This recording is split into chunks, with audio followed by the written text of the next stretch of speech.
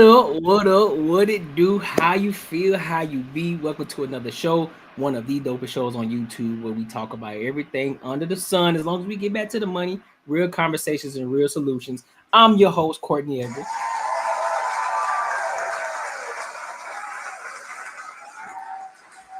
Listen, tonight's gonna be a fun night. You know, we got the crew here today. Some showing up a little late, but they'll get here when they get here. We got a guest tonight. Shout out to Carmen. She took some time out of her day to come kick it with us over here at the Banter and Barter show. Everybody, how y'all doing, man? How y'all feeling? You doing great, man. Feeling good. Thank you for having me. What okay? What's up? Sorry, got some technical difficulties over here. How y'all doing? Good. Kicking it, feeling good. How You know you what I mean? How you doing? How Stupid. you But listen though, make sure y'all like, comment, and subscribe for the algorithm, and make sure y'all hit that bell notification, man.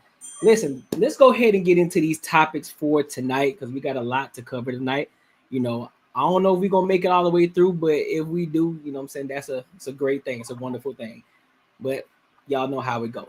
All right, so I want to go ahead and dive into this first topic of the night. We're gonna talk about Black Wall Street.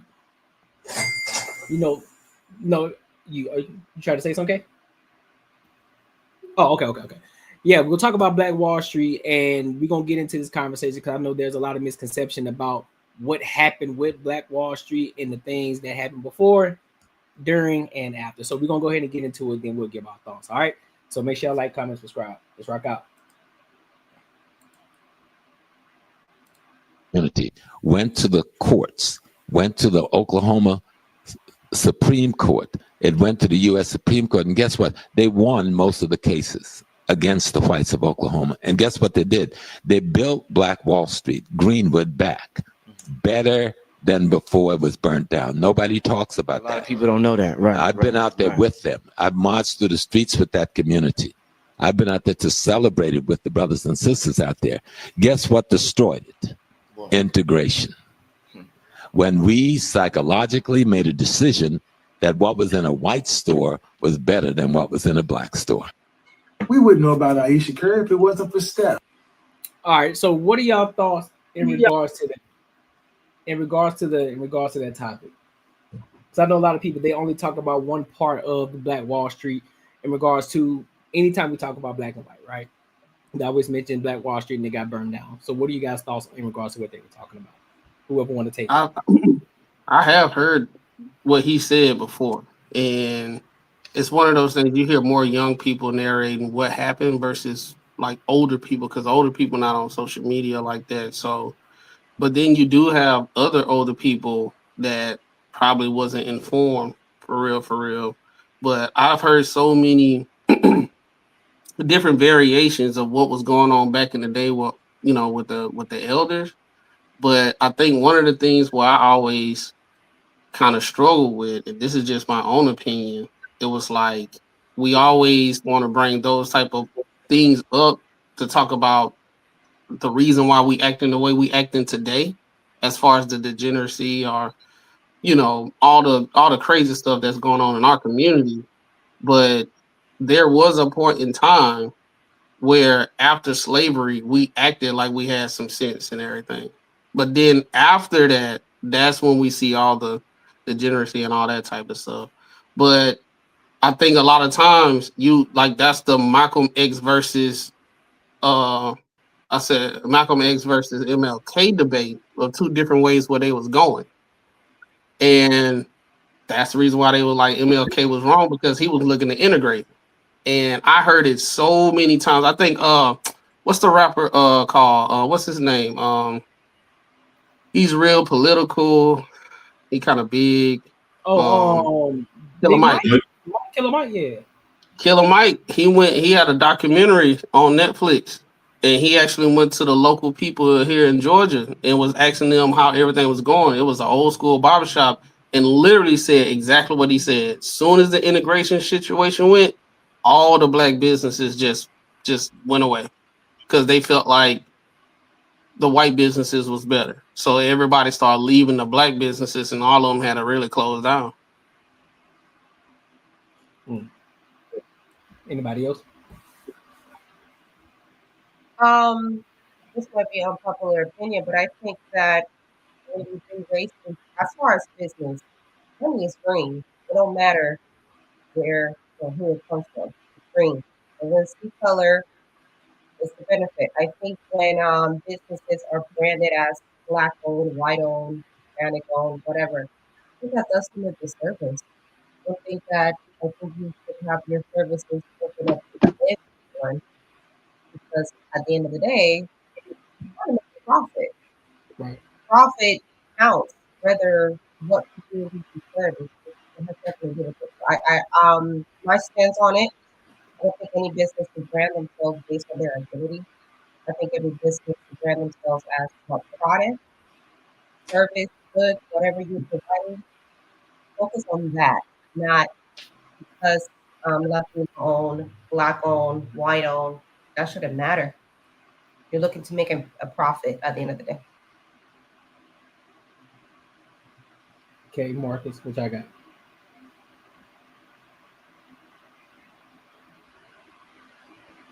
My bad, I missed it. I didn't see it, so I'm gonna let y'all get this one. Now, so basically, it was just black. It was basically about Black Wall Street in regards to how they talk about how everything was burned down, but yet the other half of that is what they talk about where it actually was built back up, and then what actually happened is they tried to integrate with the white community, and in the mostly black people started going and shopping with the white stores versus the black stores. Also, the Supreme Court they fought the Supreme Court, and the Supreme Court went in black people favor. Yeah. So they won all majority of the cases, and they rebuilt it, but it didn't last because that's when integration started. Yeah, I mean, I don't know. I don't think like that whole thing to me really doesn't. I think there should be more black businesses out there if there is some help they can get. But I'll be honest, like most black businesses I've ever been to, for the majority part, a lot of it is trying to get too much done at one time, and then the product that you're putting out pretty much costs too much, like what I've seen in most situations. So, but I mean, I have nothing against it. I think that's something you should do, but I don't think we just focus just only having black people, shop at your stores. Have white people, anyone who's got money can shop at your stores, so you can, get wherever you're trying to be, I just feel like once the integration happened, then white people would obviously shop at the white stores, and black people would also have the option to shop at white stores, right?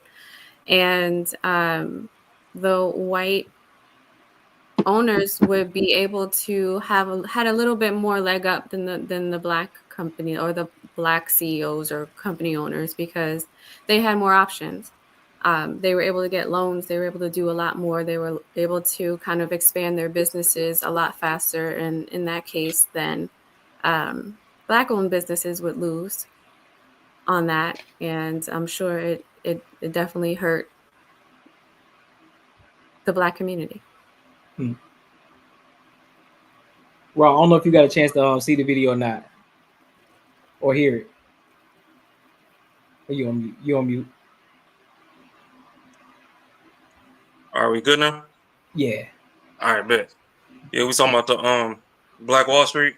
Yeah.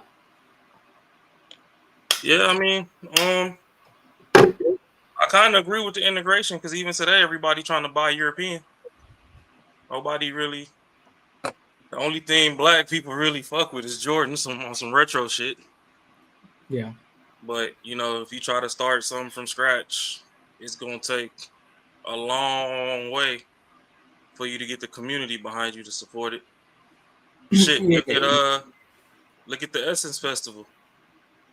That's supposed to be for the FBAs, but when it went up for sale, ain't nobody fucking bust no move. Some African bought it, Yep. or bought the rights to it, however you want to look at it. They tried to integrate African stuff into it, then that was a big uproar. Don't help that the leader of the thing at the time used to work for Target, and everybody trying to boycott Target, but She wasn't there. She was only there for one or two Essence Fest. And she's actually the reason why Target was even one or two is all more it takes. diverse. One She or two didn't is tear all it it down takes. though. It wasn't her fault. Well, I mean, in your eyes, it ain't. When she got to talk, when she was with Essence, she was no longer at Target. She was no longer at Target, but at the same she was time, done. the fact that she had ties to Target was one of the reasons Target was a headline sponsor. She used her network to gain sponsors for the festival, and they were like, "Oh, she's tone deaf, she's this, she's that," and that started a big uproar. So the problem with community is it ends in unity. If ain't nobody unified, you fuck from Jump Street, and everybody think the grass is greener across the street. Nobody want to water their grass, but they want to go play on the neighbor's turf. So it is what it is. It's all false perception. If you keep everything in house, clearly there's a reason why every time Black people build a successful town, village, community, whatever, there's a reason the shit gets burnt down, flooded out. They build a highway straight through the middle. It's reasons. They know that if you let these people stand on their own too, we're gonna be so far left in the dust. I mean, we done damn near built everything. But I don't think that's the case today. There is no burning and flooding in the community. There's not. I don't think that's the case today. I think that was the case before. Absolutely. There's facts about that. But now, as in today, living in 2025, I don't think that's the case. To be completely transparent, I think that you can't keep a community of any sort moving forward if you're stuck in the past. There's absolutely nothing bringing you down today. Was it 40 years ago? Absolutely, it was. But that's not the case. That wasn't the case for our parents. That wasn't the case for our grandparents. It might have been the case for our great grandparents, but we don't live in those times anymore. So whatever is stifling the community is within their own making. Not somebody else, not the white man that come and burning down your houses and burning down your buildings. That's not the case now. I mean, yeah, I can agree with that. Oh, go ahead. Hey, a take that I have is I don't think there is no community, even with white people. I think right now we live in a very, very selfish stage in human times. It doesn't matter how. It's like this. It's like a pattern that goes on. You the underdog. Everybody like you. You get to the point where you kind of like right here. Cool. We saw the come up and everything. It's this in the Black community, white community, everybody. When you get super uber successful, noticeable, and all that, I think it's like one of those things where everybody always want to try to find something. It's like it used to be. It used to be a situation we just say it's us. Now it's everybody. It's just a society what we in. It just you're doing better than me. I'm overstimulated with everything that's going on social media. I seen you. Longest you somewhere where I can reach, probably I rock with you. But now if you go too far out of my reach, now there's a situation. I'm going to find something. I'm going to find we not saying me, but I'm just saying in general, like social media and people, they'll do a deep dive. I've seen people be so invested that they'll pull up your credit history, all that type of stuff, and say, "Oh man, he ain't rich. He got all these delinquent payments and this, that, and there, X, Y, and Z. He ain't who he say he was." But that delinquent situation might be like $2,000 or something like that, and that's something that can just be resolved. While the same person who digging up all this stuff can't even save $500. It's just like you just doing better than me, and I don't like that. So I'm gonna go ahead and I'm gonna create a I blog. agree. Yeah, I agree. It's crab in the barrel. It's what is that mentality? Crabs, all Crab in the crabs in the barrel. barrel.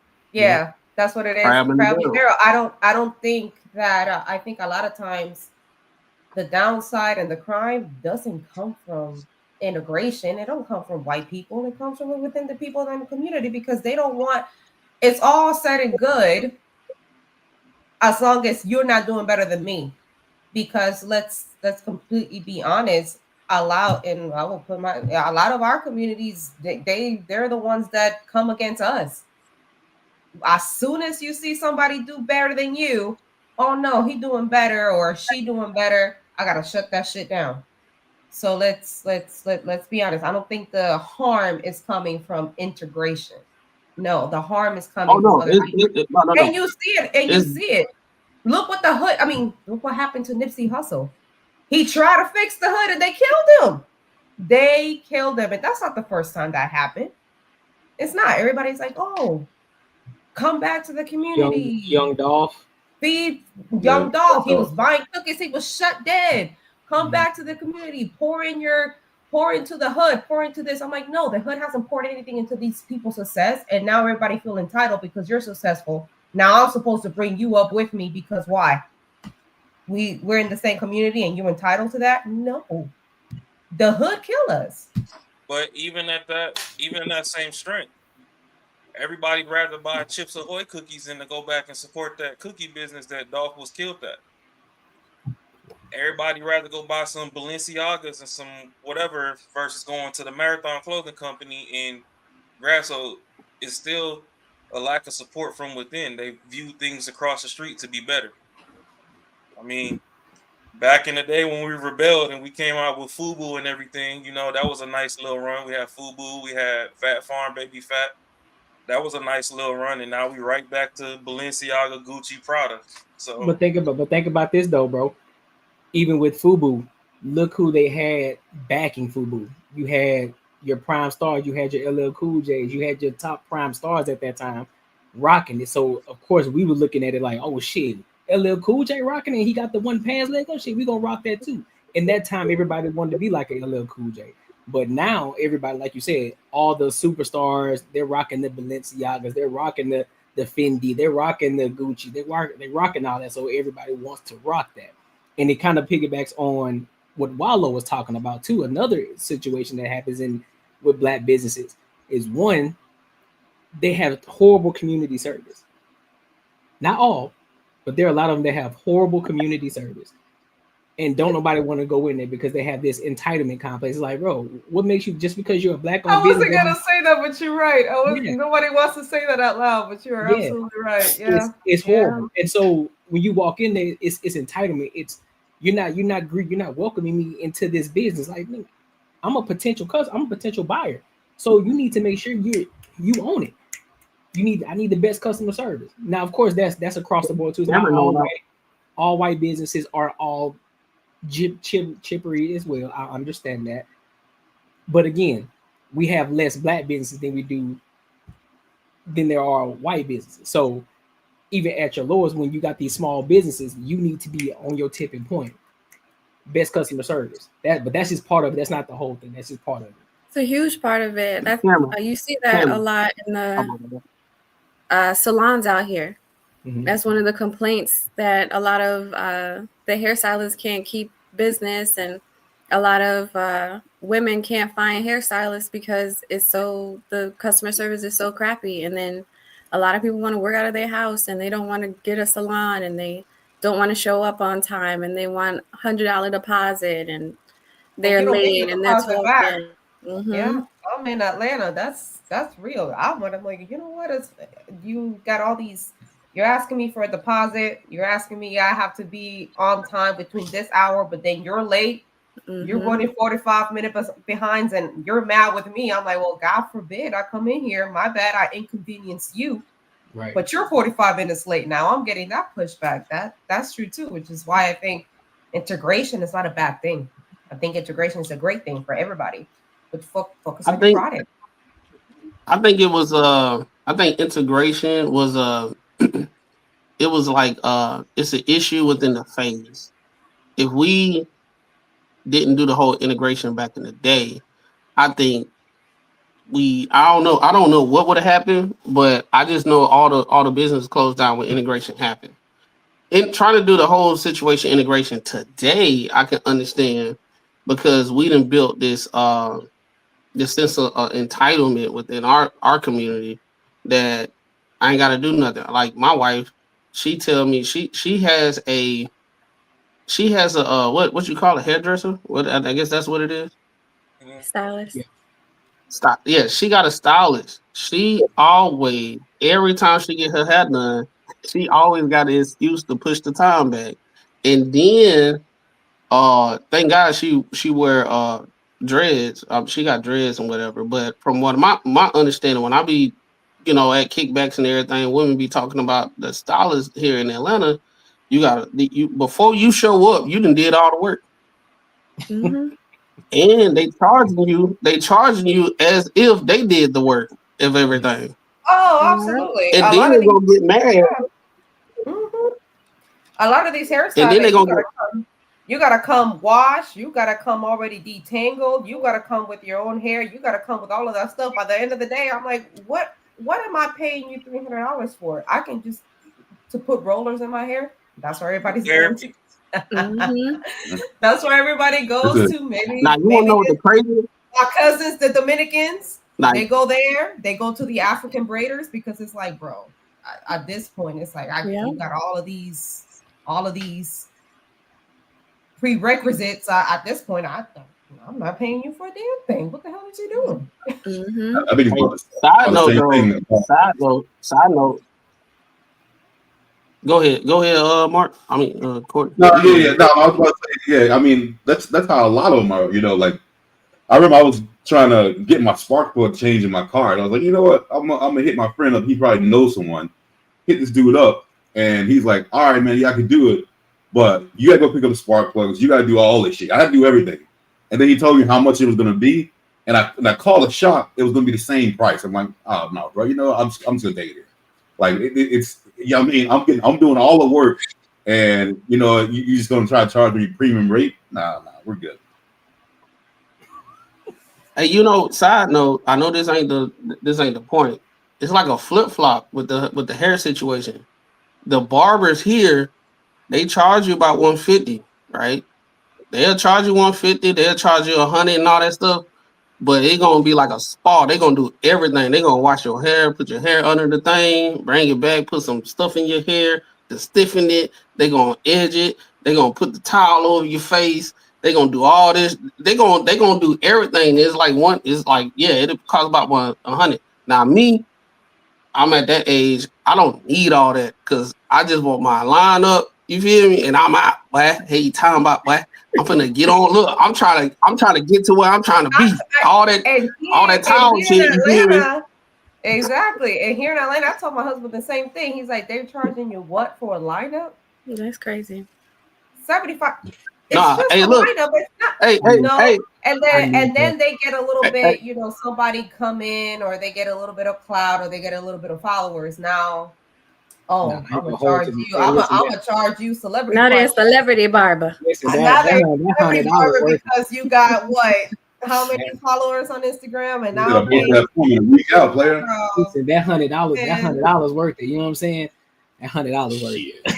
And let's not even talk about the flip side. Let's not even talk about the other side. We're talking about this. They get, all these prerequisites, the customer service, and that's aim to par. What about the other side when you're a business owner and you have maybe your family member, a friend, or somebody be like, oh, well, give me this on a discount because I'm your friend. I'm your brother-in-law. I'm your grandma. Like, hook me up, give me the discount, because that happens a lot in our community too. At least in the Latino community, everybody thinks if you own a business, you own a store. They're like, you selling something, t-shirts, hair, whatever. As soon as they be real quick asking me, hey, well, we know each other. You're my sister-in-law. You're my friend. So what do I have to pay? The same price that I set. That's the price. If anything, you should be discount. No. If anything, you should be tipping. That's what if you really support, you should be tipping, paying me extra. That's what you should be doing. Exactly. No damn You discount. pay for goods and services. Right. Yeah, so that's another thing that's bringing the small community down, because why you ain't got no problem paying for Gucci and Louis Vuitton and stuff, but here I am giving you a whole a graphic design on your own, but now it's a problem because you don't want to pay the prices that I set. But you ain't got no problems giving your money to all these other big companies that have nothing to do with you, but I have to give you the hookup? No. That's a good point. Yeah. Anybody else? That's a very good point. What'd you say, Glenn? I said that's a very good point. I had to switch shirt, boy. It started getting hot. Hold up. What, you have to put on a black on shirt? You in the desert? Yeah, I just had to put a regular shirt on. No, bro, but that's true because I live out here in Atlanta, right? And when I had my digital marketing business, I was helping. My whole thing was to help black business. I was Black Do Black Woke back then, but I was like, all my stuff. Everybody need this information would come to digital marketing and all that stuff, and Facebook pixels and all that type of stuff. And 9 times I would say 9 times 10. I'd say like 6-7 times out of 10 when I got with like a black business or whatever, they try to get over on me. They didn't want to pay the rates that I did. They always was trying to finesse me in a way that they can make as much money they can make after my services. Like one time I saved this guy, I would have saved this man a whole bunch of money, and I did it for free, right? Just to kind of like, because it was in good faith with one of my friends or whatever, and they was like, yo, we got this business or whatever, can you come analysis and stuff and just see what's going on? I did it.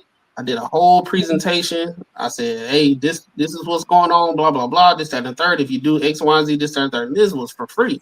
It was like, well, if we bring you on to do digital marketing for us and everything, how about we pay you a percentage for each sale? And I was like, how much? And he was like, we'll give you 10 to 20%. So his highest ticket product was $60. So I would have been working around the clock, and if they got a sale or whatever, I would have been making anywhere from $10 to $7 per transaction. And he knew what he was doing, but I'm like, I do this, so I understand what you're trying to do.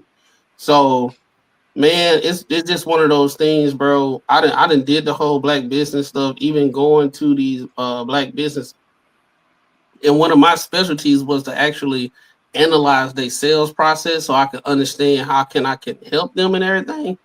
That's the reason why they be charging us so much, because their sales process is trash. So one of my I heard this from somebody, and he was a black business owner. He was like, any other business owner, if they put $1 in, right? If they made $1.10, that's a win. Us as black people, if we put $1 in, we want $2, $3, $4, $5. And that's the situation. So if I was going to charge my marketing services and all that type of stuff, if I charge $2,000 that month to do all the back end stuff, all this stuff, automation and all that type of stuff, $2,000 right up front. After that, retainer fee for about $200, $300 a month. They're like, oh Lord, hell no. What I can give you 10% of each sale there. Hell no. What do businesses like yours do? Start catering to the communities and the people that are actually going to pay what you're worth. And I think that's another telltale sign that our community isn't fully ready. And look what experience you had, Macro. Look like experience. Now because your experience with this black business, black owned business, now that's tainted your experience for future ones. So now you're going to be looking at no. It didn't take for future ones. It didn't take for future ones. It tainted the past. I could talk about them like they dogs, you know what I'm saying? But I'm never that type of person. I always look at things, but it's my fault if I keep on going to those type of tier of That's people. good. That's something I have to work on within my business practice. You know what I'm saying? I got to figure out my avatar and whoever I want to deal with. But that's neither here and there. But yeah, man, it's crazy. And I think it's just to go it really into the topic. I think right now, if we even went back to just us, it'll be, boy, you already see how these homecomings going. Can't nobody even, we can't even be with each other for a while. It's over with. Yeah, catching shit on fire, bro. It's crazy. Anybody else got any final thoughts on this one? Nope. Until you put the unity back in community, ain't gonna be no forward motion. That's all I gotta say. That's fact. That's fact. Dive into the Courtnee Edgar Show Super Chats. Hey, yo, shout out to Spaces for the $2 ball on the Super Chat, big dog. I appreciate you, homie. I appreciate you for supporting the channel, homie. Appreciate that. So look, let's go over here to this next topic of tonight. I was gonna do a little bit of relationships, but I kind of want to switch it over a little bit, just a tad bit, you know, because we always talking about women a lot of times. So I want to bring the men. I want to bring the men up, and in regards to the things that men go through in the aspect, and you know the struggles that they have. See, Ashley missed a good one today. She was gonna miss this one because we'll get there. We'll get there. But I'm gonna play the video from the Kurt Franklin podcast. You know, they're always having different celebrities on there. They're sitting at the table eating dinner and talking their conversations. But you had the comedian Kevin, you had Jonathan Majors, you had what's the other rapper's name? What's his name? Right there. NBA, right? No, not NLE Chopper. Yeah, NLE Chopper, and I forgot who the other cat was. Ray J, and you got a prominent doctor that was on there. Yeah. So we're gonna listen in. It's just a clip, it's not the full video, it's just a clip of what they were talking about. And Jonathan Majors was speaking on, you know, the struggles of Christianity and just being a man overall. So I'm gonna play it and then we'll give our thoughts. Oh, take that off. There we go. There's a lot going on right now at this table. I got a lot going through my head right now. Give us some. Well, it's interesting, right? Because I mean, yeah, like I found my wife in my lowest moment of all time. You know what I mean? I found my wife, and that's awesome. Like, she's an amazing woman. She is an amazing. That's what we do at the house when we start feeling good about being married. Yeah. So I found my soulmate. You know, I found my queen. You know, in that moment, we found each other. Rather, I'm just gonna move through it really quick, but I got something to say. Right. So it's like this. So in that space, like I hear you, young brother. Like I hear you. You know what I mean? I really do. And I hear you too, Kev. But in that dark space, like nothing, like sorry, like bad news, Kurt. Like nothing's getting you out. Nothing's getting you. Like, and no one's talking about that. Oh, my babies. Oh, my career. Oh, my life. Oh, my. No, that's horseshit. That's horseshit. If it wasn't, if you had something to hold on to, you wouldn't be in that space. Wow. You know what I mean? My baby girl wasn't gonna get me out. My mama told me I can't get you out. Wow. You know what I mean? Megan couldn't get me out. And your mama preacher. My mama preacher. And your mama you know what I mean? Like, no one's talk about that. Like we can talk about like, you know what I'm saying? Like, and that's why like let's cut the bullshit. You know what I'm saying? Like, you know what I mean? You know what I mean? No, out of the dark place, right? Like. I disagree. I disagree. Well, respect, young brother. The road leads back to two. No man, no woman, no kid, no pet can, but God can. The road leads back to two. And my thing is this: if we understand the connect, listen. I just sat down for 3 to 4 months. I took a break. I could have made $4, $5, $6, $10 million. I left it all on a plate to sit down because something in my spirit wasn't right. I sat down. I had to go back home. Got grounded. Stayed in my hometown, the most dangerous city that people crucify. Stayed there, planted my feet there, and went into 112 day seek. Every day I woke up, I went outside with my notebook and I sat my feet in my grass and I stood before a tree and in nature and I just listened. And I wrote down everything. I jotted it. I got a journal. I got 4-5 journals stacked over 3-4 months. It's like a Bible. The Most High God fed to me every day, every second. When I woke up, He'll wake me out of my sleep. He gave me dreams, people that I needed to get away from me, snakes, rats, whomever. He put everything under a microscope in my life. Watch this. There are times when I can say that my walk with God in Ali has not been enough. And it was hard for me to admit that. There's going to be these views that are not black and white views, but these are our perspectives. Yeah, but I think there's so many brothers who find themselves, and I am one of them. You know what I mean? Who find themselves in situations and they're hearing in the back of their head, oh, but your baby, oh, but God, oh, but. Right. You know what I mean? Right. And it's that moment where you look for it, right? And it's not there, and then you jump. Right. You know what I'm saying? So we gotta be very careful, famous celebrity people, right? Putting rules down, telling folks this is how it goes. No. That is dysfunctional. So right? let me The say same way they say, sorry. they say black men should behave a certain way. That's like saying a Christian should behave a certain way. Right. You know what I mean? Yeah. That's not. It's not fair. You on mute. I'll say any thoughts on that. I'll stop it right there. I got some, and I'm gonna be short. Go ahead. This is exactly what we were talking about. I think me, Courtney, Raw, and Marcus was talking about the last.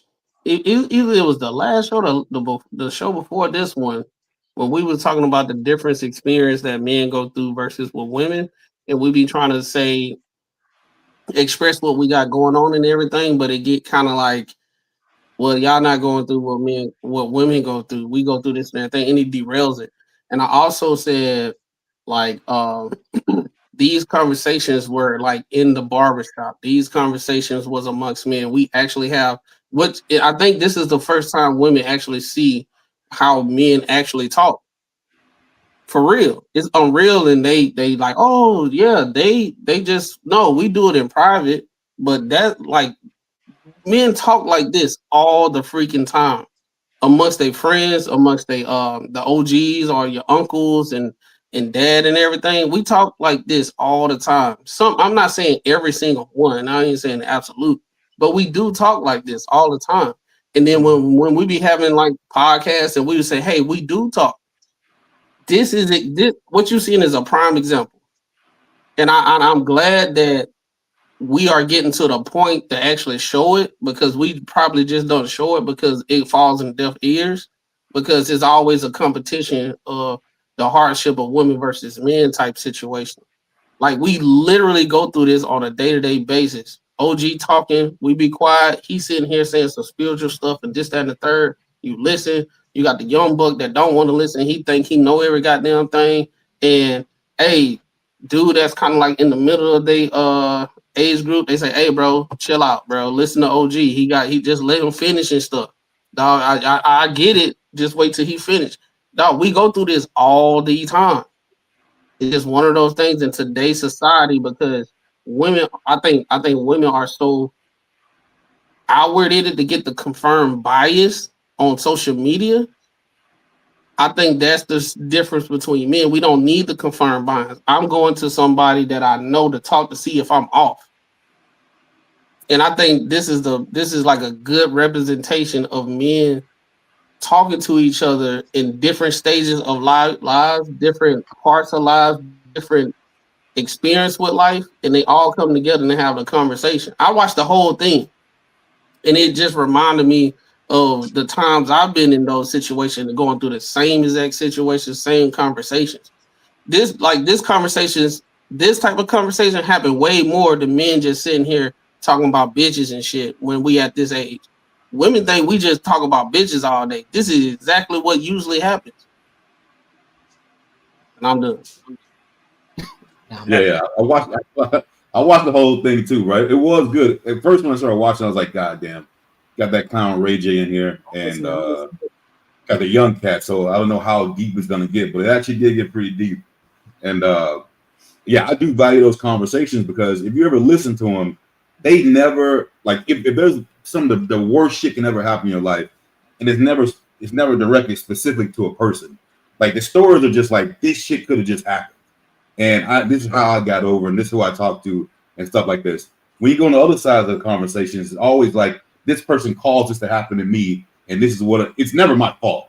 Like so, it's almost like you're almost looking for a pity kind of shit versus like these conversations are more like I just want to get to the fucking problem and see how I can navigate against it. I'm not saying it's nobody's fault, but I just want to know how to fix it. So yeah, I definitely value those conversations. I think more men should be focusing on these type of conversations as opposed to some of the other conversations that they want to put out there. There are a lot of men who can have these conversations, and then there's a lot of men who don't have appreciate them lights. This caliber of people in their lives that they can go and have a conversation with this, especially the deeper ones, you know, the ones that have lived. A lot of them aren't surrounded by the right people, and if you do put it out on social media, it'll click with a lot more people and hopefully help some young men that don't have this type of community. Yeah, and just I'll let y'all go, but I just had to throw this one in. So this is one of the reasons I wish my girl Ashley was here, because there are no therapists around. It's just a whole bunch of men having conversations. This is therapy. But I'm saying like it isn't the therapy in which a lot of women talk about. The go sit down, have a doctor, like these, like it's many different things of the therapy in which we talk about, but this ain't the therapy that most women refer to. This is a different, like men talking amongst men, and they figuring out solutions and figure out how to get to the bottom of it. Because 9 times out of 10, a lot of these men have been through the same or similar situations, and so some are just getting into it, some are still in the midst of it, and then some have gotten out of it. And so you get different perspectives from that situation. So now you're able to talk amongst each other how to get them out of it, how to go through it, what to do while you're in it, and everything in between. So yeah. I will say though, it's just tough love. It's just tough love. Like it's like one of those things where, just like if I implore anybody to go watch the whole thing if you didn't, because you saw a real deal. It doesn't matter the status. That the conversations they was having was in those conversations happen in the same room of the people that don't even got status. Nobody would even know who they are. They know each other and stuff. It's the same thing, but I just think that I don't feel like that it has to be pushed out that this is going on, because it actually does, right? It actually does. It actually happens. It happens all the time. Appreciate you for tapping. It happens. It happens everywhere. I think the situation is a lot of times when women got to see it to believe it, right? Us as men, we can talk and be like, okay, I get it. He probably was in one of those circles and had that situation or whatever. Women, they got to see it to believe it. So if the men say it, they be like, well, I don't see it. So nah, yeah, y'all ain't doing that. Y'all talking about bitches all the time. But nah, this like when you get to a certain age, like I ain't even talking about like old. Like usually when dudes get about, I don't know, about 27, 28, these are conversations that be happening because they like, damn, I'm reaching 30. OG's been telling me about stuff. They just planted the seed, and I'm starting to see more things of the stuff they said. I thought they were just talking, but I'm seeing it more often. OG, you remember we had that conversation about X, Y, and Z and this, that, and the third. Hey, bro, what you think? This is my situation. What's going on? All right, man. They ain't finna scold them. They ain't finna say, see, I told you. They ain't gonna do that. They gonna be like, all right, let me, let's sit down. We're gonna sit down. We're gonna go to this place, and you'll be talking all night. And then when you leave from that conversation, usually that guy, I didn't say he a totally different person, but he take a lot of tools with him. But And did you see the young rapper, right? Like he kind of, because he's so young, sometimes he kind of reminds me a little bit where that conversation was going. If you were talking sometimes to a woman, like mostly it's like he always had a story that he's been through that. He's been to something similar. And he was always like over talking, like he knew more if his other cats were talking. Everyone would just let everyone finish, get their story off, and then like say, I can comprehend that. Maybe my situation wasn't exactly like yours, but this is where, this is how I got it. Blah blah blah. And you can tell like he thought he knew everything because he had been through some shit. And it was like, and they were just trying to tell him, yo, bro, you don't know, man. And a lot of times I don't necessarily think it's about women. I think it's exactly how Kev on stage positioned it. You may have been through it, but I've been through it like 10 times. And every time it happened, you gain a granular understanding about something. You learn something new. Just like you probably watch a movie one time, right? And you watched it 5 times and you didn't notice something. And now you notice it. So now it's one of those situations like you at the point you done watched the movie about 20 times, and somebody that watched it twice, it's like you see way more things, and you got the and I'll switch it back to what NLE Chopper, he don't have the foresight. No, he doesn't at all. So the situation is, the point of contention was, I'm amongst men right now. I want to make it feel like that I've been through enough things that y'all been through, but it's not, and you just gotta humble yourself, learn. I didn't see that from him. I didn't see him being like, I'm in a good space to listen. I saw him being in a space where like, no, like I'm gonna tell you, you need to focus on God, and this will get you out of everything. He was more focused on that part of the whole situation versus being like, hey man, even if it's God, even if it's my kids and my parents, sometimes that don't mean shit. If some shit's hitting the fan, bro, like none of that means shit. And like, that's kind of like the Disney shit you'll hear, like, hey, put your faith in God, and you do this, he'll get you out of it. And sometimes life just hits your ass. It was like, that shit don't matter. But that's cool though. You wanna know why it's cool, bro? You wanna know why it's cool? You wanna know why it's cool? He's 22 years old and he's like way more mature than most 22 years old. So he's it's one of those situations the OGs already see it. They're like, all right, he ain't listening. So what they did was plant seeds. So as he started maturing and growing and everything, and those rotations of things that happen, right? He gonna be like, okay, this is what the OGs were talking about. No, because I can tell you right now. The thing is, he passed as a youngin, he passed a new barrier, and so he found something new about himself, and so now he's excited about it. So he's quick to express it. He want to talk about it because he's so into it right now. But as he gets older, he's gonna realize that, all right, I see what the OGs were talking about when they were telling me this, but I was into myself. I found this new spirit. I found this new walk with God. I'm this new person now. I'm becoming this new version of myself. And so now I just want to tell everybody, it's just like new Christians. As soon as they get baptized, now everything is God. God. I'm like, hey man, I'm like, look, we didn't been there before. We didn't got baptized. I understand. So I'm gonna let you rock out, but just understand there's more to it than just getting baptized. There's a longer walk. You feel me? So I would love to see in 10 years him go back and it'd be a replay, him watching this and being like, fuck, man. I was missing so much shit. And this is gonna be in the place how young he is and the shitty experience. I feel he's in a good place at his age, but it was just in the situation that he was in that they were trying. He just wasn't gonna get it. And I think Ray J touched on it. He was like, bro, like it didn't matter what the fuck anyone told me. I just wasn't gonna get it. It just wasn't gonna happen. So and that's coming from being young, and you got to give them grace because the younger you are, the more you think you know.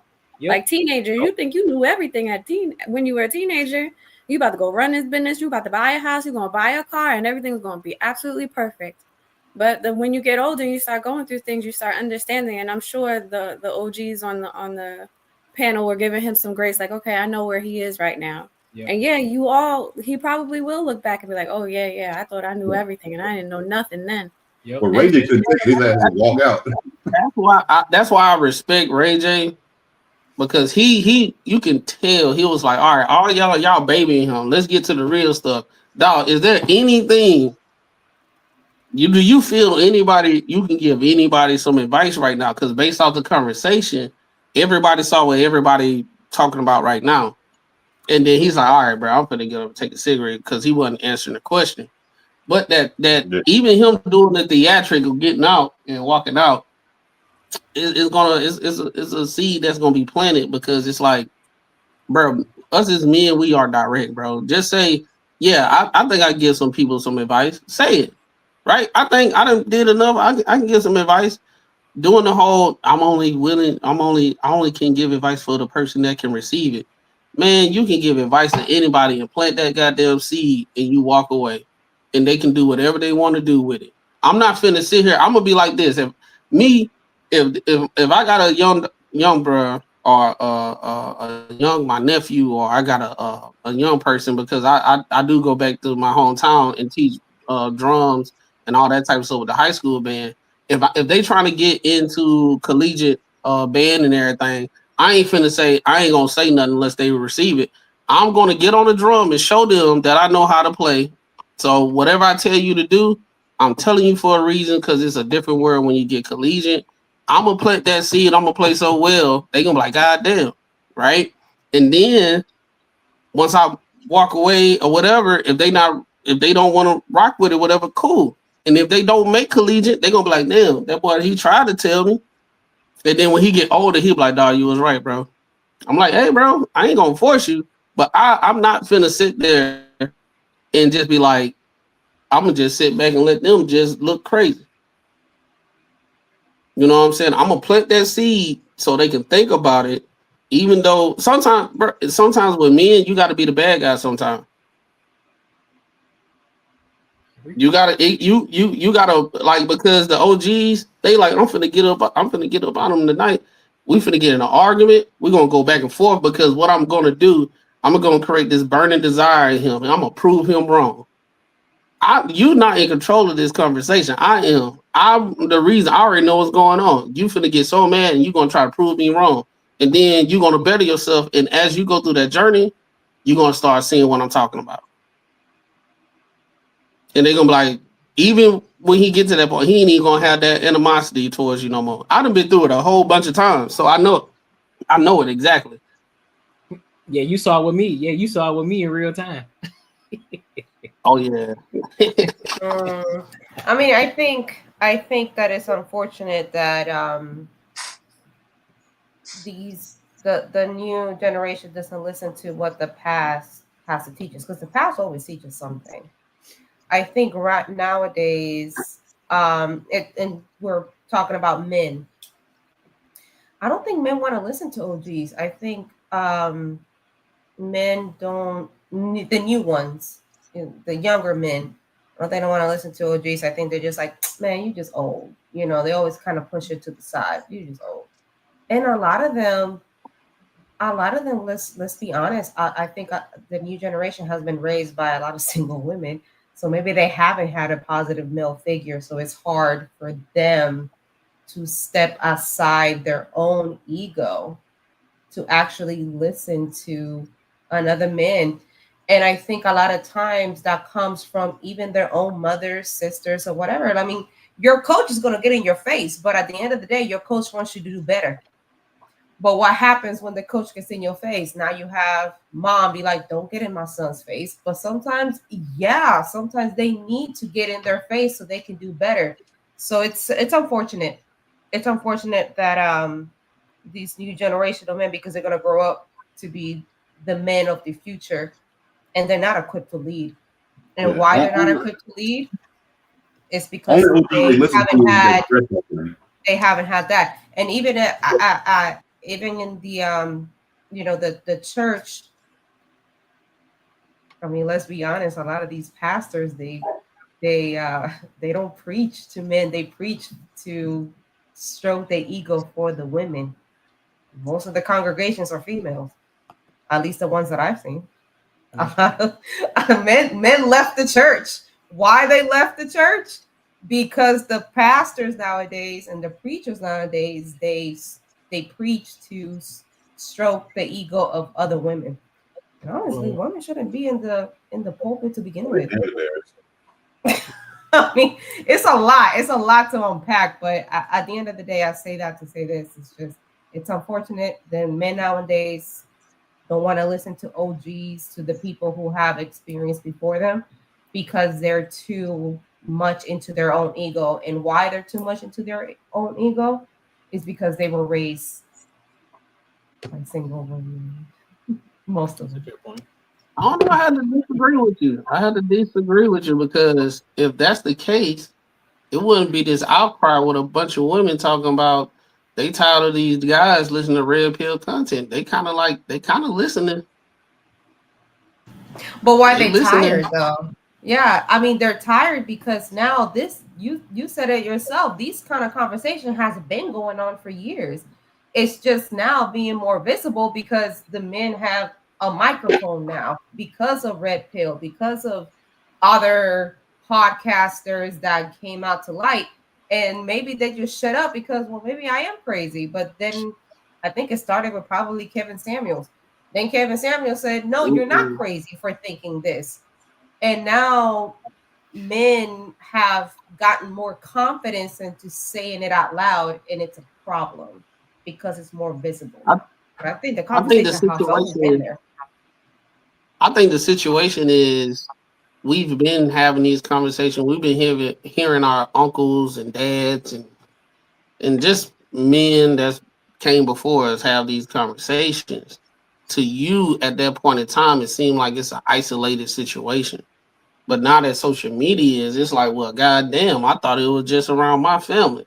And I thought it was just my homeboys that was going through it. But now you're seeing it across everywhere, you know what I'm saying? So it's like more men are going to therapy. More men are being able to articulate themselves and navigate through conversations successfully in a more concise way and actually paint the picture so everybody can understand what they're saying, right? So now it's one of those situations. Okay, this man know how to articulate himself. He has boundaries. He has this. He said, you know what? I listened to what all the women said. I'm broke right now. You don't need a date when you broke. And we listening. All right, let me chill out. Don't approach women. All right, loud and clear. Don't approach women. All right. Y'all men are dangerous. Y'all doing this, unalive with us, and this, that, and the third. Let's decenter, man. All right, I'm hearing all that. Okay, cool. I'm chilling. Now everybody chilling. They're getting information from other men. Hey, if that's what, now you got the OG saying what the situation is. And the OG saying, hey, if this is the situation, y'all go ahead and do your own thing. If something come across and it's organic and she being reciprocal with your time, she not trying to waste it and everything, okay, wait for that, right? Don't be going out here doing all this type of stuff and overexerting yourself, wasting money. Get your bag because the economy kind of crazy. You know, they were splurging back in the day and they can still do what they do. You ain't got time to splurge now. So, hey, go ahead and do that. Now you see an uproar of think pieces of women saying, hey, what happened to the men? They don't approach us no more. They don't do this no more. Blah, blah, blah. What are real men at? Do they want to date themselves? They're always with the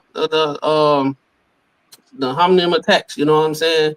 So it's just one of those things that I think that women really don't understand in the general sense. Even not even women, like the men that was raised by their moms and they the first line of defense for the extreme feminist people. The first line. they the first, because you want to know what? They the sacrificial lamb, because they'll go in here and say everything that they say and none of the girls try to talk to them. Because my thing is, okay, if red pill is so bad and all that type of stuff, why they still fucking bitches?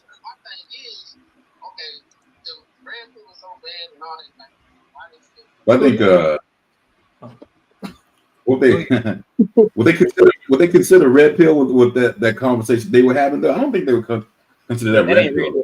Yeah, that ain't red pill. No, I just brought that in, just kind of tied into like what men go through on a day-to-day basis and all that type of stuff. They're not gonna say red pill or nothing like that, but red pill is not no thing that was just brought upon us and say, hey, y'all need to follow this religion.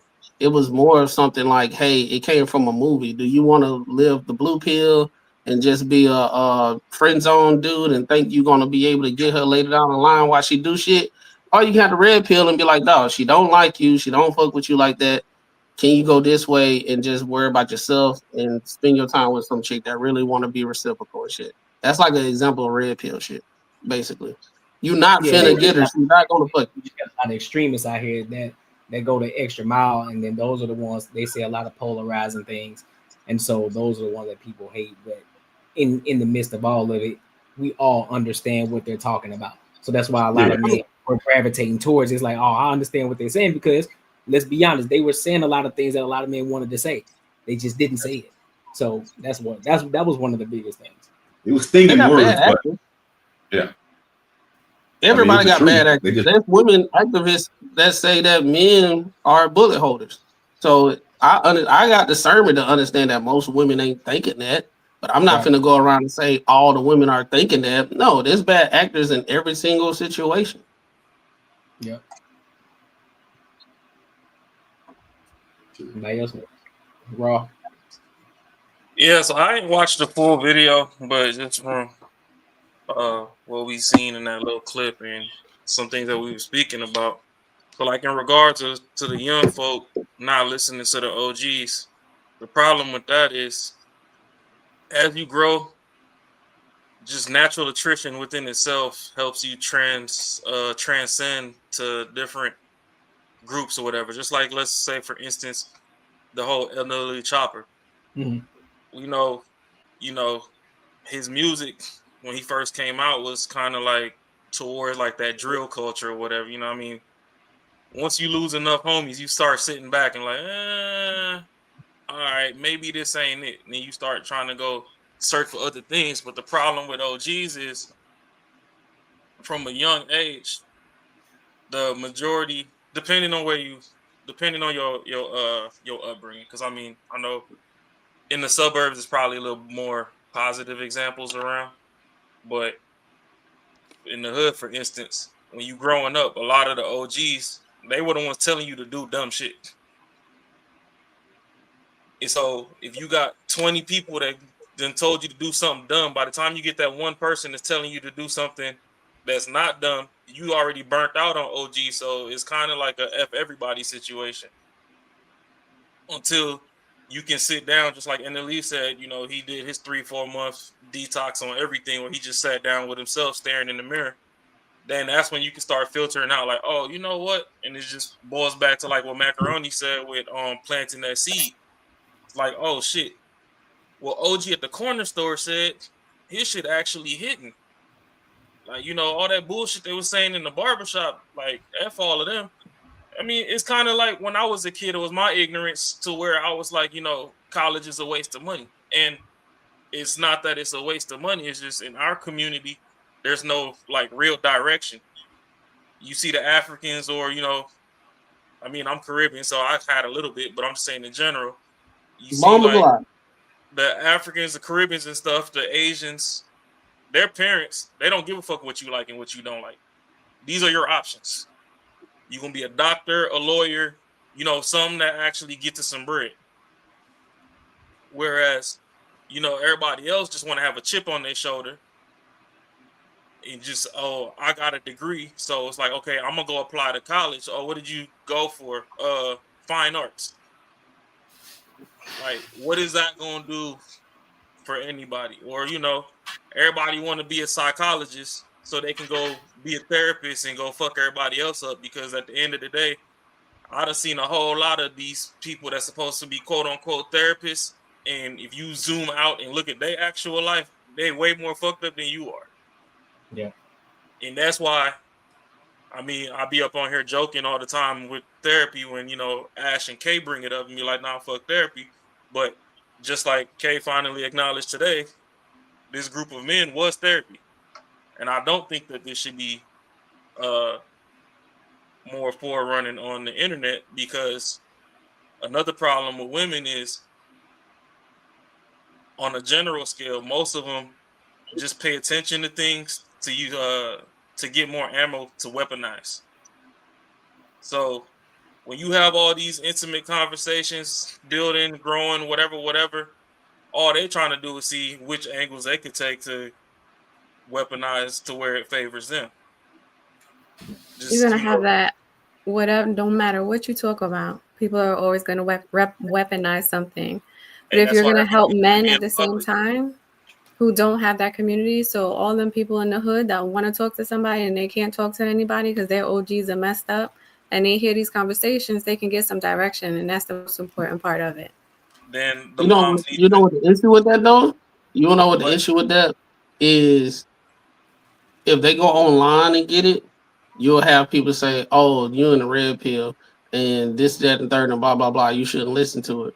So now they Well, when influence you like have don't listen conversations to like things this, it's online. very clear that it's not the red pill. Like, I mean, anybody with No, any type of discernment, they're not going to say that's a red But pill. Red pill is the basically You can't say people gonna do what they're gonna do and then turn around and say they're gonna have this discernment to discern what type of conversation is going on. Because I literally saw conversations where they was like, Ray J is toxic. He a part of the red pill, blah blah blah. Because he was asking NLE, like, do you have enough? Do you think you have enough knowledge to give to anybody at this table right now? He's 22. Everybody there was in their late 30s and up, right?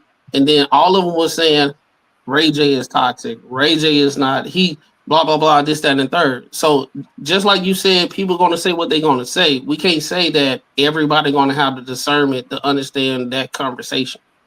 And that's what I was That's saying. not The people who are gonna have the discernment to understand that conversation are gonna get the message from it that you're trying to give out. There's always gonna be negative. There's always gonna be weaponization, but you can't worry about all the negatives when you have a whole lot of positive to provide to your community. Everybody is not going to have the discernment if they are in a situation where I they're didn't say trying to learn everybody. what's right. I'm not saying everybody, but you're saying people that's trying to receive it are going to have the discernment. You can't say that if they're in a situation where they're trying to learn what's right and wrong. So Everything you're is either cloudy. gonna watch it and get the message, which is what you're hoping, or you're gonna watch it and you're not gonna get the message. And either way, if you don't put it out there, nobody's gonna get the message anyway.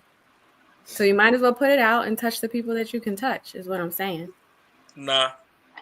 Now, and what we're saying is, Oh, well then don't do if it you then, put, and talk to your people another way. see, that's what that's what I'm talking about right there. When men be talking about what we be talking about, is so dismissive. There's no empathy, right? I'm trying saying to all give I'm you. saying is share the information on I'm social trying to. media or share the information to the masses, and you're like, no, don't do it because this, no, I can't do it because of that. So then don't do it. Like, what you want me to do? No. Hold on. Slow down. I didn't say anything that you said.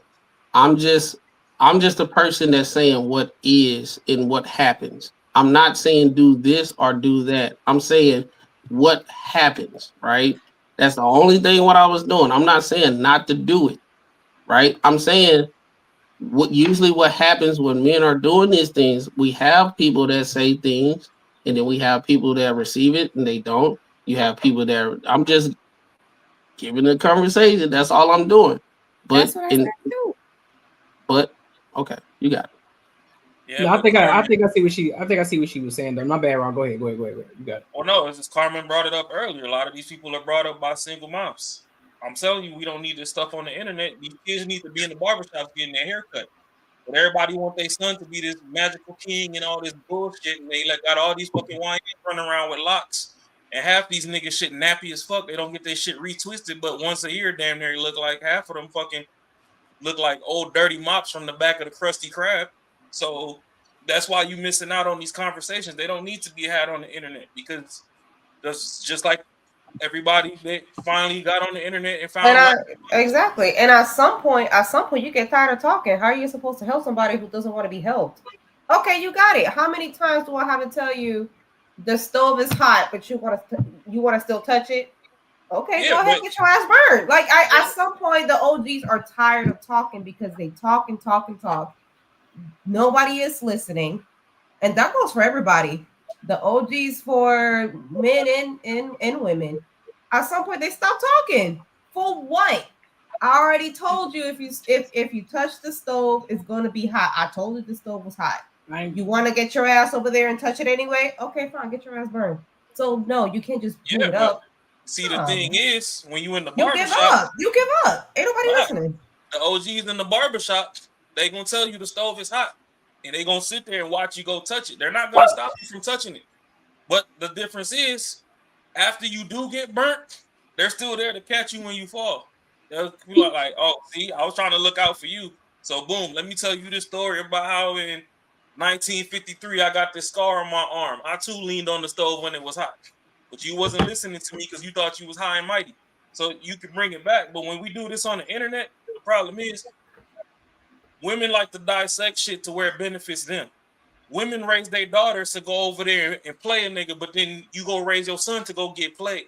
So we don't need to give you our playbook so y'all can play us. So no, half of this stuff don't need to be on the internet. We need to do this stuff behind scenes. I mean, it's just like when you study biology and you study plants and all that in nature. The most growth happens in the dark. Yeah, the plant photosynthesizes and all this fancy shit in the daytime and stuff. But a lot of the time when it's gaining inches and growing taller and whatever pause, it's done in the dark. It's at nighttime when everything is settled and the roots start expanding more. It start getting taller, get wider, whatever. So some of these things need to stay behind scenes because when you put it out on the forefront, you just making it harder for the ones that's coming up next. I kind of gotta give pushback on that because the reason I say that is because it's good to have these conversations on here to talk about, and I kind of agree with Kay on this aspect of it, just because there are going to be some people who are going to have the discernment to understand it and hear it, and they're going to receive it, and then they're going to do what is necessary in order to make things happen in their life and make changes in their life, whether they were raised by single mothers. Because just there's two sides to a coin. Yeah, there are some who are going to take it and use it from a negative standpoint, but then there are also going to be the ones, that small percentage, whether it's a small or big percentage. Most people who put this type of content out anyway, they only care about the 1%, the 1% that actually receive the information. They don't care about the masses. They only care about that 1%. If they were able to change one person's life, they did their job. They did what they were supposed to do. And so that's what it's about. It's about the building blocks to get to that point. It ain't about I'm gonna shoot this one video out and then now I can reach the masses. No, it's reaching one person at a time. And if you continue to keep reaching, having these type of conversations and you put it out, when you see the NLE choppers out here and you see the OGs having these conversations with NLE chopper in the OGs now, because NLE chopper has relatability to the young generation. A lot of them listen to NLE chopper. They're gonna watch it. And then they're going to be some people who are going to receive the information that the OGs are giving to NLE Chopper. I'm like, you know what? I understand that. I see what's going on now. Now, they may not get it right then and there. It may be down the line. There'll be some content that I've watched myself that I'm like, nah, they tripping. But then a couple years down the road, I listen to it again. It's like, you know what? I might have been tripping. So they're making some sense on this aspect. So I think I agree with Kay on this aspect of it. Some are going to receive it, and there are some that aren't going to receive But it. that's where I agree with both of y'all. I'm not saying don't have it at all. I'm saying it shouldn't be mainstream. I agree. I don't think it should be mainstream, and I think a lot of times if you do reach and going back to the point, if you were raised by a single mom, how many times have somebody try to help you, but then they contradict? So these it shouldn't be mainstream at all. It's just if you were raised by a single mom and somebody's trying to tell you, whoever it is, doesn't have to be your dad, whatever happened, that's personal. It could be the pastor, it can be a coach, it can be something, it could be another male positive figure, and then they turn around and do what? You don't even listen to him. He don't know what he's talking about. He old. You don't listen to him. It gets contradicted. And on the other side of the coin, there's a lot of single mothers who are looking for those type of men to mentor their sons, because they can't speak to them in the way that they speak to them. They can't control them. They're not listening because she's a woman or because she's mom and she's the only disciplinarian in the house. And so there are a lot of women, I see it all the time, asking for help, looking for someone who can speak with their son, trying to find that type of community. And sometimes it's not easy, depending on, you know, what their affiliations are and how much they work and how much family they have. So there's a whole lot. And these type of conversations, if she does come across this, she can share it with her son. Yeah, but I think a lot of times, I think most of the time it comes too late. Yeah, exactly. It comes too late. By the time he's a teenager now. So now he's been acting out for I don't know how long now. He's 13, 14. His voice dropped. He's starting to get little chest hairs. Now he think he's big and bad. Now you want the help. Where was the help when he was growing up? Now it's too late. Sometimes it is. You can't blame the mother. So where's the father? Where's the father? Where's the father? You make yourself a baby. Well, don't put it all on the women. Like, why did you wait so long? A lot of times you got to figure it out on yourself. Let's not say that single mothers are really out here not doing the best that they can, right? It was the same thing we're talking about. There's ones that are, and some that have been led astray. Some don't have the mentality. But there's a ton of women asking for help, looking for help. But you think they do it when the kid's like young and cuddly and she wants to be around him all the time? You think she's still like, I need some help before all the shit happens? Women like when she thinks she got help. When she I disagree. I'm sorry. I disagree. I disagree, Ms. K. Respectfully, when she thinks she's in control. When she thinks she's I think most women out here, if they are single, they don't ask for the help at the beginning where something can be helped. I think they start asking at the beginning after they're drowning. Yeah. And once they're drowning, sometimes you can't help them. It's too late. It's too late. I'm sorry. That's just the reality of it. I think most women ask for help once they're already, it's too far gone. Because they're told a lot of single mothers are told, you made your bed, you lay in it, you deal with it, you take care of it, and so they try to take care of it on their own. They struggle and they try to take care of it on their own, and when they get to their wits' end, which unfortunately is years down the line, they start clawing at different things and trying to find it and going crazy because how do they have the help then? How do they have the help then? They don't have it. Like all the time, single mothers are doing this for this their first time around the sun. If you don't have help, if you don't have guidance, if you don't know what you're doing, everybody first time around the sun. Well, I think that's the then I'm sorry. Right. I'm sorry. They don't know what they're doing. I am to the belief that single mothers, you made yourself a single mother. I am not going to lay down with a man putting my life on the line with not a 2-parent household and not picking someone who's worth a damn to be called a father. Why would I do that?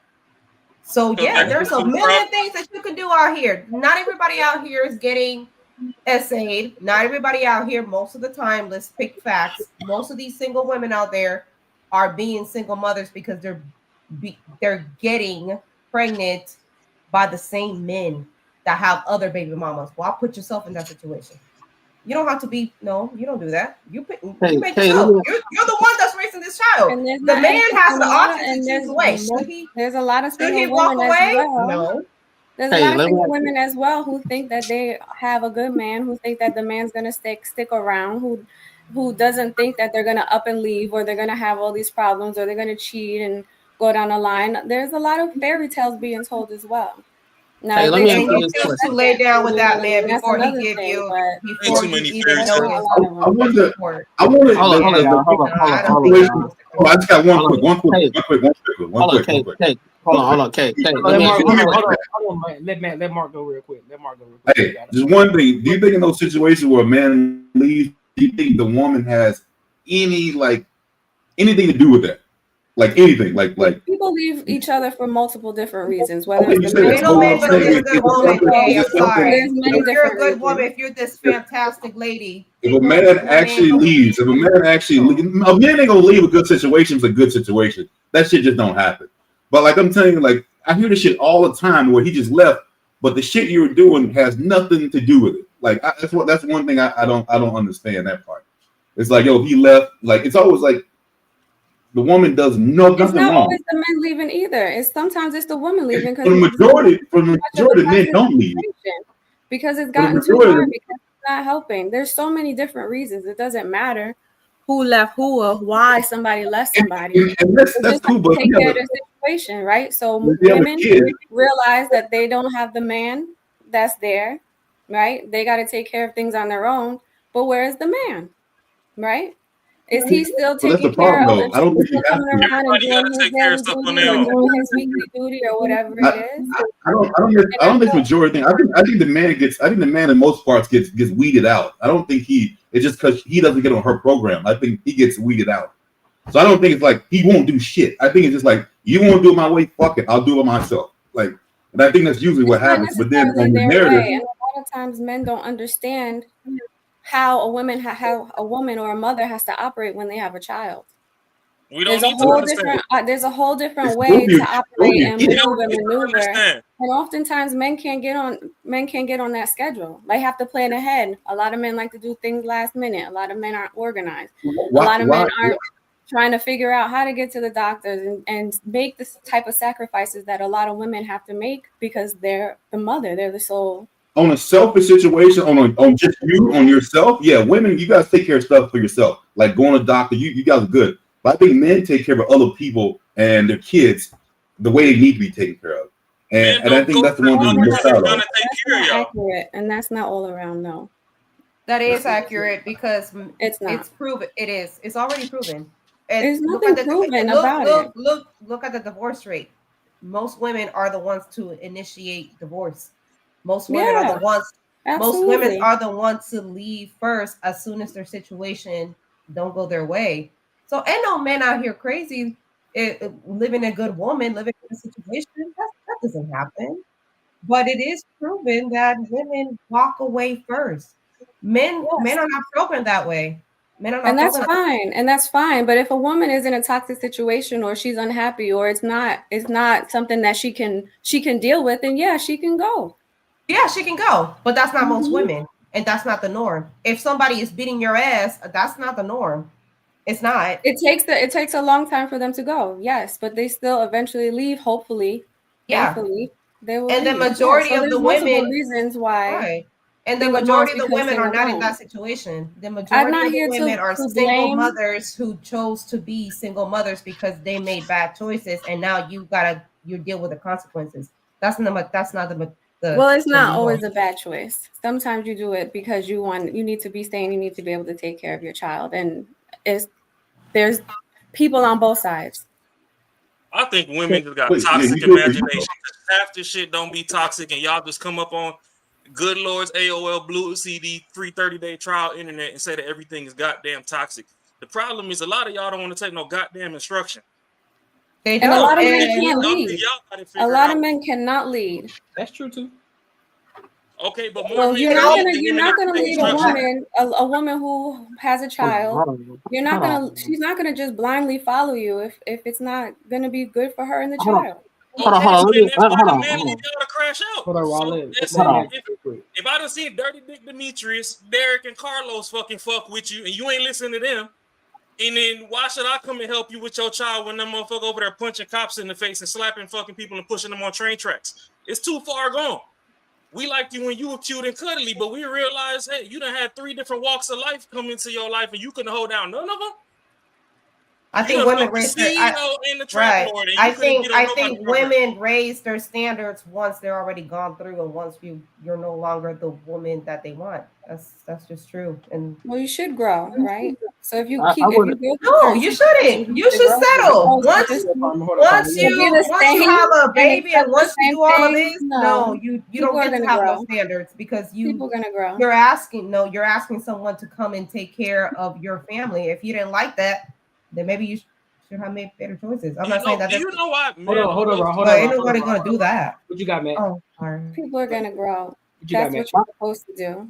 My whole situation when women say he can't lead and blah blah blah and he ain't shit, he left and this, that, and the third. They don't want to listen. No, it ain't even about that. I hear way more women that say all the deficiencies with their baby dad after the fact, after they break up, versus when they actually together. I mean, they saw the red flags. He was driving your car. He was living with his mom. He smacked you upside the head this one time. He thumped you in the face. And you be like, oh, you know, all these red flags, all these things go on. And then once you okay, all these red flags happen, right? You ignore it, right? It's not out the blue. I highly doubt majority of these situations is just out the blue of his deficiencies of him being able to lead and be a good man. Y'all don't vet him correctly. Y'all don't bring him to your dad or the most prominent male figure in your life and I say, got a hey, question for you when you're done, Matt. they don't do that, right? They got it because this is the situation at hand. I done seen this because I got a sister and I seen the whole vetting process and all that type of stuff. I done seen it with cousins and all that type of stuff. All of us there. It's a vetting process, even though it's a situation where they not going to tell you you can't date them when the family like, I don't know about that person. Look, it's one of those things that usually the woman be like, why would they say that? And then the vetting situation, oh, I can't rock with you because my family don't rock with you because they see something that's not consistent with the great people of my family. But You're that's right. neither hold You're up, right. that's neither here or there, right? Well, that is here and there.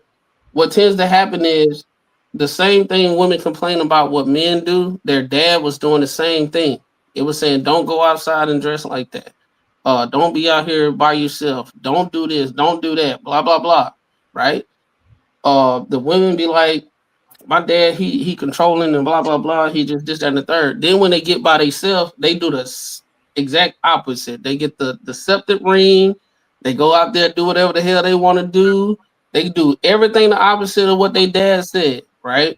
And then when they get the experience of exactly what the opposite of what their dad said, now it's just all the men's fault. It ain't her fault for going against the knowledge that she already possessed. And you know how ironic this situation is? The same situation. Oh, hold on. I'm on. Is my hold on. How ironic is we're talking about NLE Chopper, right? About the situation of planting the seed.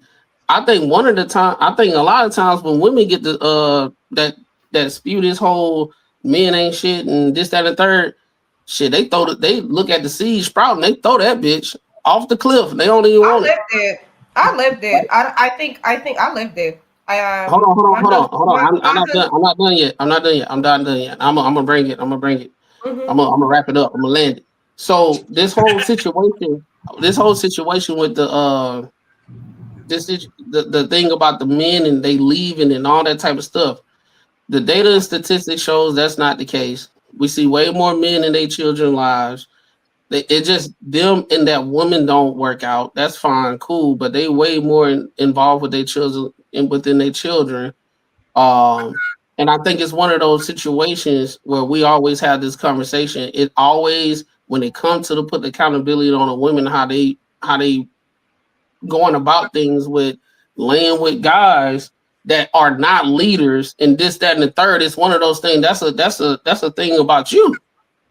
If you didn't do your vetting process to see if this man was a leader before you let him have a baby with you, you gave this man the highest honor, and then they go on internet and say he ain't shit. He drive his mama car. He ain't got no job. This, that, and the third. And I can't find this dude, so the cops had to come find him to put him on child support and this, that, and the third. You chose that. That was your decision. I know many women out here that said, I do not want to have kids, and they don't have kids. I know many women out here that say, I don't want to have kids until I get married. I want to find a guy that at least got family values and everything, and they are intentional of finding a guy that got family values. If I'm rocking with you, hey, what's your relationship with your mom? What's the relationship with your dad? Oh shoot, man, I talk to him every day. I talk to my mom all the time, man. I bring her flowers every time when I go home and all that type of stuff. I make sure I visit my parents at least when I can, at least about 4 times out the year if they live out of state. That's an indication that he's more than likely going to be inclined to be a more family man. Guess what? These women be having fun and all that stuff and be smashing the worst guys and turn around and say they ain't shit. Of course they ain't shit. Because you laid with him and he got you pregnant and the dick disciplined guys are getting the pussy the non dick disciplined guys are getting the non-disciplined women pregnant. but they blame the guy saying he's not disciplined, but they always say it takes two. So that means if you have sex with an undisciplined guy, you undisciplined as well. But Matt, here go my That thing. shit is crazy. No, bro, it's always a situation where the men always are the fail safe of the choices that women have. They got bodily autonomy. They smarter than us.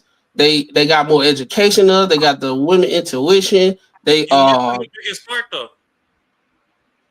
You what? missing the biggest part, which is why I don't feel like saying accountability no more, bro. That shit tired.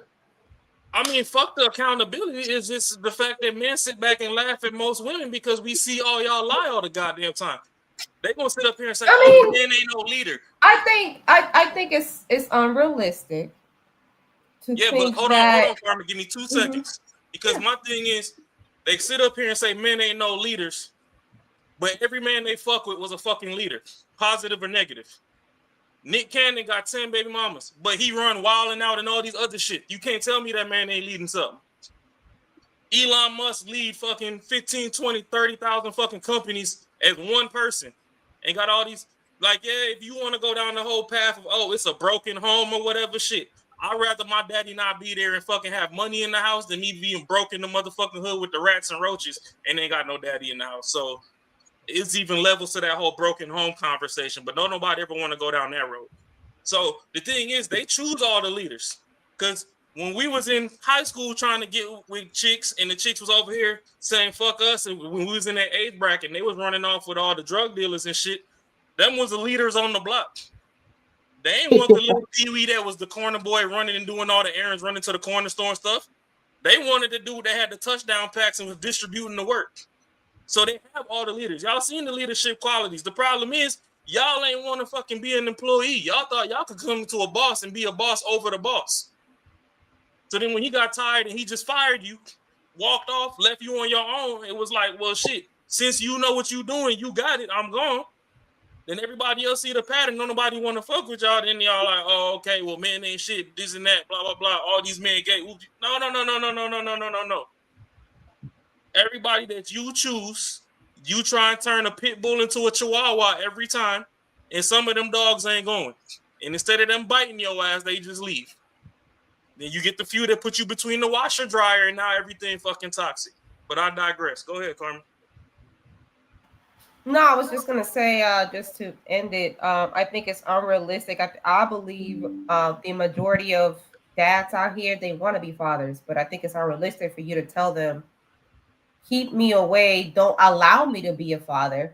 But now when the kid is older, now it's like, oh, well, now you weren't here to help me raise this child. I tried, but you didn't allow me to, and I lived it.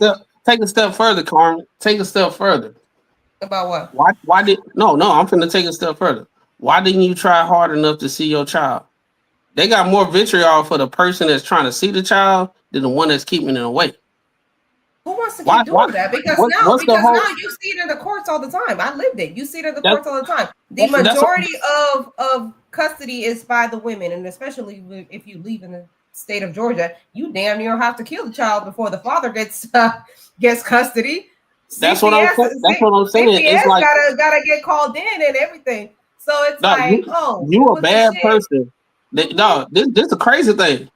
You are a bad dad if you don't have enough money to fight for your child, and then when you gonna go to bankruptcy and all that type of stuff because you trying to spend all this money to see your child because that lady is doing everything she can to keep that child away, and you say, you know what, I done met my match.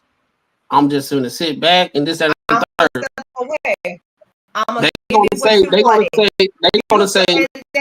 turn around and be like, "Oh, your child's out of control. The child is 14, no, 13, not even that. And now it's bad." I'm like, "Oh, you want shit to begin with." No. They tried. Not even wave a magic wand. Not even that. You as a dad should have did everything you're supposed to do to see your child. You don't never hear the women say, why is she keeping that child away so much? Like, why he can't see his child? If he's trying to be in the child life and everything, Why do he gotta go broke to see the child? And even when he gets paid the child support and everything, but he wants to be in the child life, and they get split. Let's say he go all the way to the court, he gets split custody. Why he gotta pay child support and she don't? If they got equal custody and they go into each other's houses and she got a job. That just lets you know how the system. That just lets you know how the system is. But the thing about it is not even about the system. It's the optics about, like, when we always visit these conversations. Why didn't you try harder enough to see your child? I'm trying to, but you have this from this child. You're right. The system is broken. I think it's both. I think the system is broken. The system is unbiased. And I done seen a man. And I think women should make better choices to who they choose. I done seen 3 men break down in tears because they're trying to spend time with their child, and that woman is making it so hard. I was like, damn. I saw the first one. I was like, damn. And then I saw the second one, and then I saw the third one. I'm like, damn. And I'm like, we having a conversation. He was like, yeah, I got a homeboy. He going through the same thing, bro. I'm trying. All of them trying to see their kids. The women are making it difficult. So that's my whole thing about this whole situation. We always got smoke for the ain't shit men. Okay, there are ain't shit men, but we always try to put this situation when we have this conversation. Women are God. They don't never do nothing. They don't have no vitriol. They don't have no issues. It's the men's fault for not trying to be up there, trying to step up for their child. But when the men do try to step up for their child, it goes against, because they didn't have the conversation before they had the child. They were just smashing, and something happened. We always want to paint the picture like they smashed, and she said, I'm pregnant. He got this stick, and he had put all his clothes in this little hamper on the stick and walked out the door. And it was like, I'm gone. I can't take this shit. The majority of these situations, everybody just fucking. And then they don't talk about what's the expectation when this kid comes. If a kid is a byproduct of us doing what we're doing, now expectation is there, right? All right, this is my child. Oh, I thought it was our child. No, this is my child. You got to do what you got to do. Well, I ain't trying to be on your program. I want to do this with my child. Oh, no, you ain't finna do that. Then they break up, right? Oh, and they get in the point of contention. He talking to another chick. Oh, he ain't finna, my child ain't gonna be over there with them random chick. You was the random chick like 9 months ago. You should have knew who he was fucking, bro. You was the random chick 9 months ago. Now you got oh, I got a baby, and I listen to Derrick Jackson, and I'm come on, bro. Like, we like let's be real. I got played across the board, just like what I said. Offset and Cardi B, both of them victims. It ain't just one side. Both of them victims. He knew what he was getting into. She knew what she was getting into. So I gotta side on the side of this. You fuck with a lot of these ain't shit women, and you know that it's just a bust down situation. And so when you find out that this chick is doing the most, it's like, all right, big dog. So you gotta hold yourself accountable for the fact that you fuck around with this ain't shit bitch. Yeah. So on both sides of the coin, they also gotta understand that, you know what I mean? So yeah. I get the same smoke. Now I'm clapping for Offset because I'm just being facetious because they clap for Cardi B. Now the reason why the allegedly 730 split that they got going on is because she breached a situation because she had a baby while they still was in marriage. So the law, technically, law hit him. So he knew what he was doing. He was prolonging the get of. Hey, let's give it up because, you know, any other time the women, when she win, and they were like, get your coin, girl. Hey, bro, get your coin, dog. Get your bread, dog. Hey, she the victim now for sure. But did they prove that that's old boy's baby? Because I mean, but every time he come back home, he still get the crack. So she was still cracking both. I mean, No, I think that the issue was like she smashed old buddy. Allegedly he smashed while she was pregnant with the baby that she already gave, that already is here. But then after that, they got together, and now she got a baby with him, but they are still officially married. Is so that by the proven law, to be his baby yet? Like if they do because I know nowadays you can do a DNA test in utero. So did they prove that that's his baby, or because I don't know. That's the only thing I'm wondering. I mean, either way, they both fucked off. But hey, that last show, I just thought Courtney was trying to say that one person was a victim and the other wasn't. Both of them. Now, no. I'm saying both. I've been saying both of them victims, not just one side. No, none of them victims, because both of them knew what type of people they was messing with. I don't look at the situation. Nobody's no victim. Nobody's a victim. How you gonna? Offset. Everybody. I even seen like women were like, "Oh, Cardi got with Offset. We already know what's gonna happen with this." And the majority of the guys said the same thing, right? Oh yeah. Then Cardi B, we know her background. It's like picking the better of the worst. Yeah, that's like big. Like, what would you say? Like, what would you say if a dude wifed up a stripper and now she ain't no stripper no more and she cheated? Would you call him a victim? I would not call that motherfucker a victim. Not at all. I would. No, they not. Bro, they adults. They adults. Both of them made choices. You knew that. I mean, you should have known. You should expect what some if of you that marry probably a nurse going to and you happen. get shot and Like, she let you bleed out since you a victim? Wait, she ain't no doctor. So, like, hold on, what? You know what? Hey, she ain't no doctor. You said if you get shot and she just watch you bleed out. I think you're a victim because he got shot and she could yeah. I'm trying to see the correlation. Yeah, she got shot. She ain't do nothing about it. Hell yeah. No, because that's just something. That's what they do, bro. Like if you a stripper, I would never say it was a victim, even if she say I'm not stripping on him and she cheats on him. I'm gonna say, bro, you should have seen that coming a mile away. I ain't gonna say nothing. I don't even think you can say something. The shame already there. You just give a look like, bro. Yeah, come on, really? You knew that. We had bro, you gotta, bro. You listen, bro. I hear what you're saying. Yeah, there are some that slip through the cracks, but when you look at it from a grand scheme of things, you look at the broad spectrum. But 9 times out of 10, if she come out the stripper post, she ain't shit, bro. We gotta call a spade. We get it. Every person that there's some people who come out the suburbs and they end up being shit bags. We know that.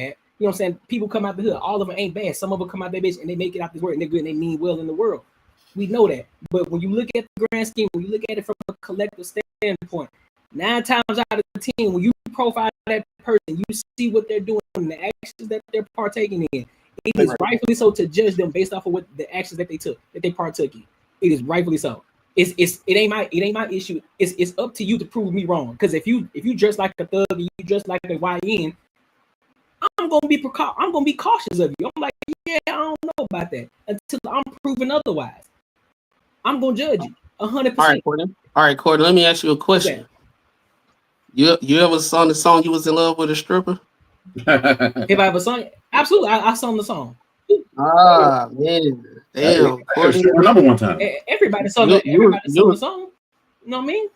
I'm in love with a stripper. She rock and she roll and she roll. Now, ever in my life did I ever decide to marry or get in a relationship with her. Hey, I'm gonna ask you a question. Would you think most girls, like if you take like a generalization of women who are typically, I would say, good girls, like they don't really cheat, they don't do things like that. Do you think any amount of money can get them on a stripper pole? They're doing it private. They ain't doing it for everybody.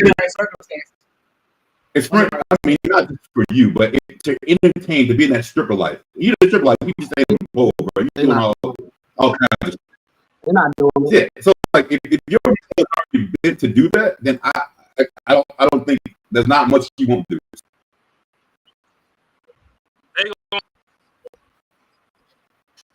Which one? If he was all alone, crying at home, blah blah blah, whatever. Did Shorty have to sell ass to feed a kid? Who's doing T-Boss? That's fine, but that don't. Yeah, I'll give you grace, but that don't mean I need to be. That don't mean I need to be a part of your life. Yeah, but that's what I'm saying though. Like, see, I don't know. I have humility for the situation, but that don't necessarily mean I need to subject my life to what you got going on just because things happen in your life. I don't need to subject myself to that. I can say, listen, bro, I understand what you got. You had to make certain decisions, but that don't mean I need to be a part of that. That's what them cats say. That's what them cats say. They say they ain't gay, but they just do like fucking gay porn to make money. Like, no, bro, come on, man, you gay. I'm not gay no more. Yeah, no, you are, bro. I don't care what you say. You do it. Yeah, so your circumstances was with you, but that don't mean I need to be with you because of that. Nah, I'm good. Maybe there may be somebody else who, you know, somebody who may be a little bit more open than I am. I'm not that open because I know who I am. I know the type of person I know the standards and I know the boundaries and standards that I have as a man. So no, I'm not gonna do it. But I wish the best for you. Ain't no wrong with that. Ain't no wrong with that at all. Just like on the first side, just like women have their standards for men. You know, there's certain things that women aren't gonna tolerate from certain men. Cool, whether we agree with it or not, it's understandable. She's like, listen, I feel you, I understand where you come from, but I don't want to be a part of that. So, nah, I wish the best for you though. Cool. Yeah, I ain't going down this rabbit hole again because y'all biased. Look. I'm supposed to be biased though. Hold on, bro. I'm supposed to be biased though. That's because guess what? I'm bringing you into my world. I'm bringing you into my world. So therefore, I need to make sure their standards, their boundaries in. And that doesn't mean all six of us right now sit down and go to a paint and sip, and we see what image we supposed to paint, and we all paint it. All six of those images gonna look different, no matter what the main image is. And guess what? There's always gonna be one that's gonna look the best. So what we talking about? There's always gonna be one that's gonna look the best. My whole thing that I was saying off Jump Street is, you can't tell somebody that you gonna take them out of a situation and you put them up, and now they relying on you. You go fuck them over. That's my thing. Y'all stuck on this whole stripper shit. No, if he married her, he should have sat his ass the fuck down. When he started playing goofy and going out there and doing all this dumb shit, how many times do you want to be on the front page of the news off some shit that you ain't do? I have to see if she was over there fucking stuff. She was doing shit. No, you did some dumb shit. She had to deal with it. You came and said sorry in the middle of the concert with all these extra gifts and all that. Why we acting like Cardi B is a dumb bitch? Why we acting like she's some young broad who didn't know no better? Why that's the part I'm tripping on. She a grown up and she adult. She made decisions just like Kay said. People have discernment. Just like Offset knew what he was choosing. He chose a loud, obnoxious broad. She chose a cheap motherfucker from Atlanta. What difference does it make, bro? So like what they do? Absolving her from responsibility. We knew what it was, where it was coming from. That's the point. And that's the point that I'm making in regards to if you choose a stripper or somebody come from a certain lifestyle, like bro, you decided to go that route. There are many other options you could have chose. So no, I'm not gonna give you. I'm gonna give you enough grace. Like, look, he was wrong for doing it. Absolutely. I hate to throw just because he was wrong for doing it. But shit, you sure ain't no damn stripper. She sure out here talking like one. She wanted to be one. Oh, okay, so shit. And she wrong too. But again, but guess what though? But guess what I said though? Guess what I said? There are people that slip through the cracks. Regardless of every aspect of life you come from, there's some that's gonna slip through the cracks. Aisha, one of the ones who slipped through the cracks. That's what I'm saying. Yeah, put her in So a yeah, situation. absolutely. Everything. Yeah, there are some strippers who make put turn her into in a a stripper housewife. jacket too. Since y'all want to just throw everybody off the bridge. Fine by me. Hey, that's fine by me all day. Courtney, we don't know her story, bro. Man, fuck that story. Right. I don't know what she been through. You know what I'm saying? I don't know what struggle she had in life. But it ain't my problem. It ain't my problem though. It ain't my problem enough. Shit. I just know I know the actions that you're taking, and the actions don't look good for you or your family or any other situation. So therefore, I'm gonna judge you accordingly. That's what you get. Exactly. You're an adult, right? You want to be an adult, right? All right, cool. So guess what? You want to be in the public eye, and you do certain shit.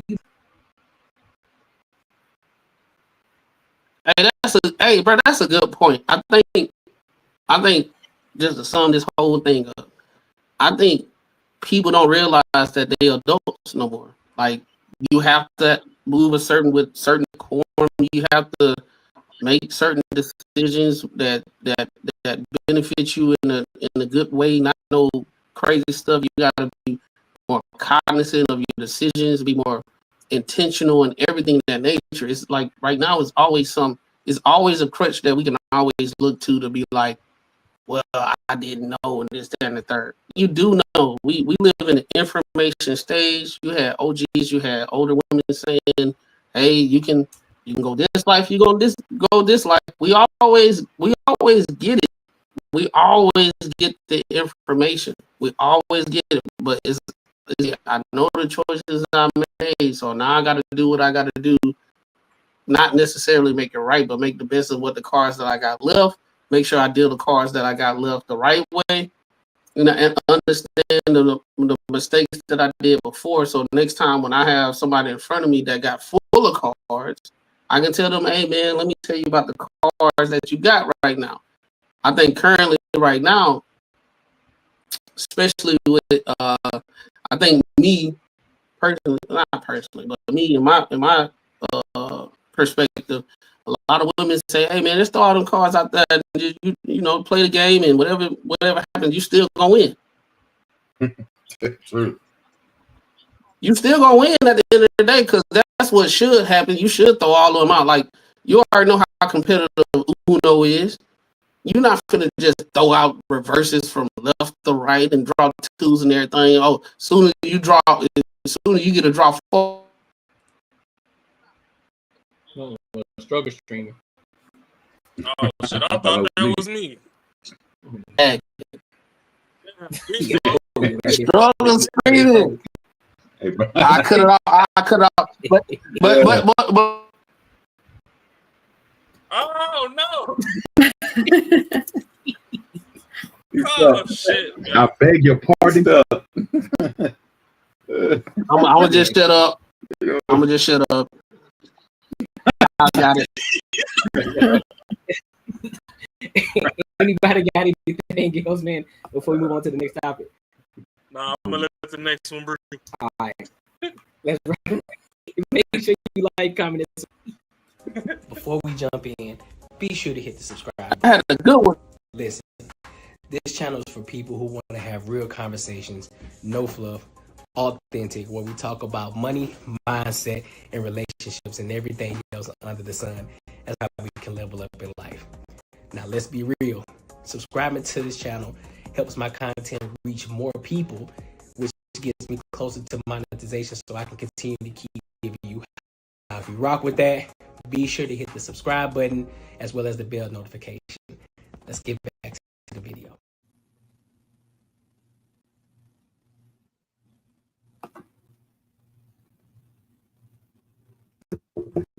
Oh, my bad. That's on me. My bad. Straight button. Shit! Straight button. Everybody lagging.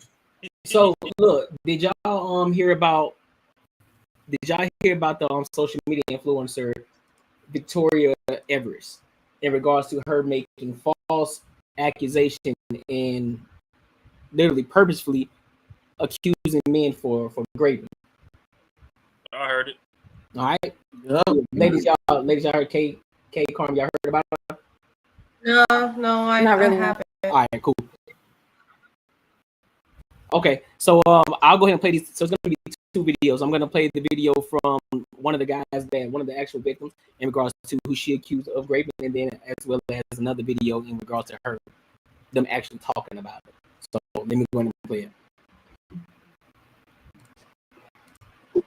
Engage with her and start this conversation off. Bro, I heard what she was doing. Being me, I just had to try and help. It was really just that. It was just a successful mission. I got to thank God it was a successful operation. I don't know her from Adam before that, and I knew her for about at most 4 days. Where did you hear what she done from? What she was doing from? So the guy that she was doing it to, you know, I can say I was never gonna say his name because she's saying his name. She said his name, so I can put Denzel. Yeah. Where the woman is, I knew okay, I can make it work. Yeah. If I can try a thing, it's only a try, and I'll say by the grace of God it works. You get me? The operation, how I got the confession and all of that. Yeah. And the phone was in my hand as I'm chatting to her. But you know, like you see that. See, like if I walked into a room and my phone was in my hand like this. Yeah. You're not thinking, is it filming? Yeah. So I already kind of from the Wednesday, I knew the next time I see her, when I walk up to her, my phone's gonna be in my hand already. Yeah. Video. Yeah. So the whole time as I'm chatting to her, the phone's doing this, I'm doing that, making sure I'm getting her name in it, getting his full name in it. His name, I can say his name now, but the reason why the video's cropped, I didn't want the part with his name out there. That his name's Denzel. You get it? So let's go back. Let's go back and try to get a bit chronological. All of that. So how did you know where to find her? She's Enfield. She's Bay. Right. She's Bay. If you're from North London, she's Bay. And where was he? The gym. David Lloyd's. I'm sorry. Yeah. So she was in the gym. Yeah. So what? When you recorded, how many times did you spoke to her before the recording? 2 times. Okay. So when I say I had to work charm, I had to work charm. Yeah. So she got that comfortable after 2 conversations. I had to put in work.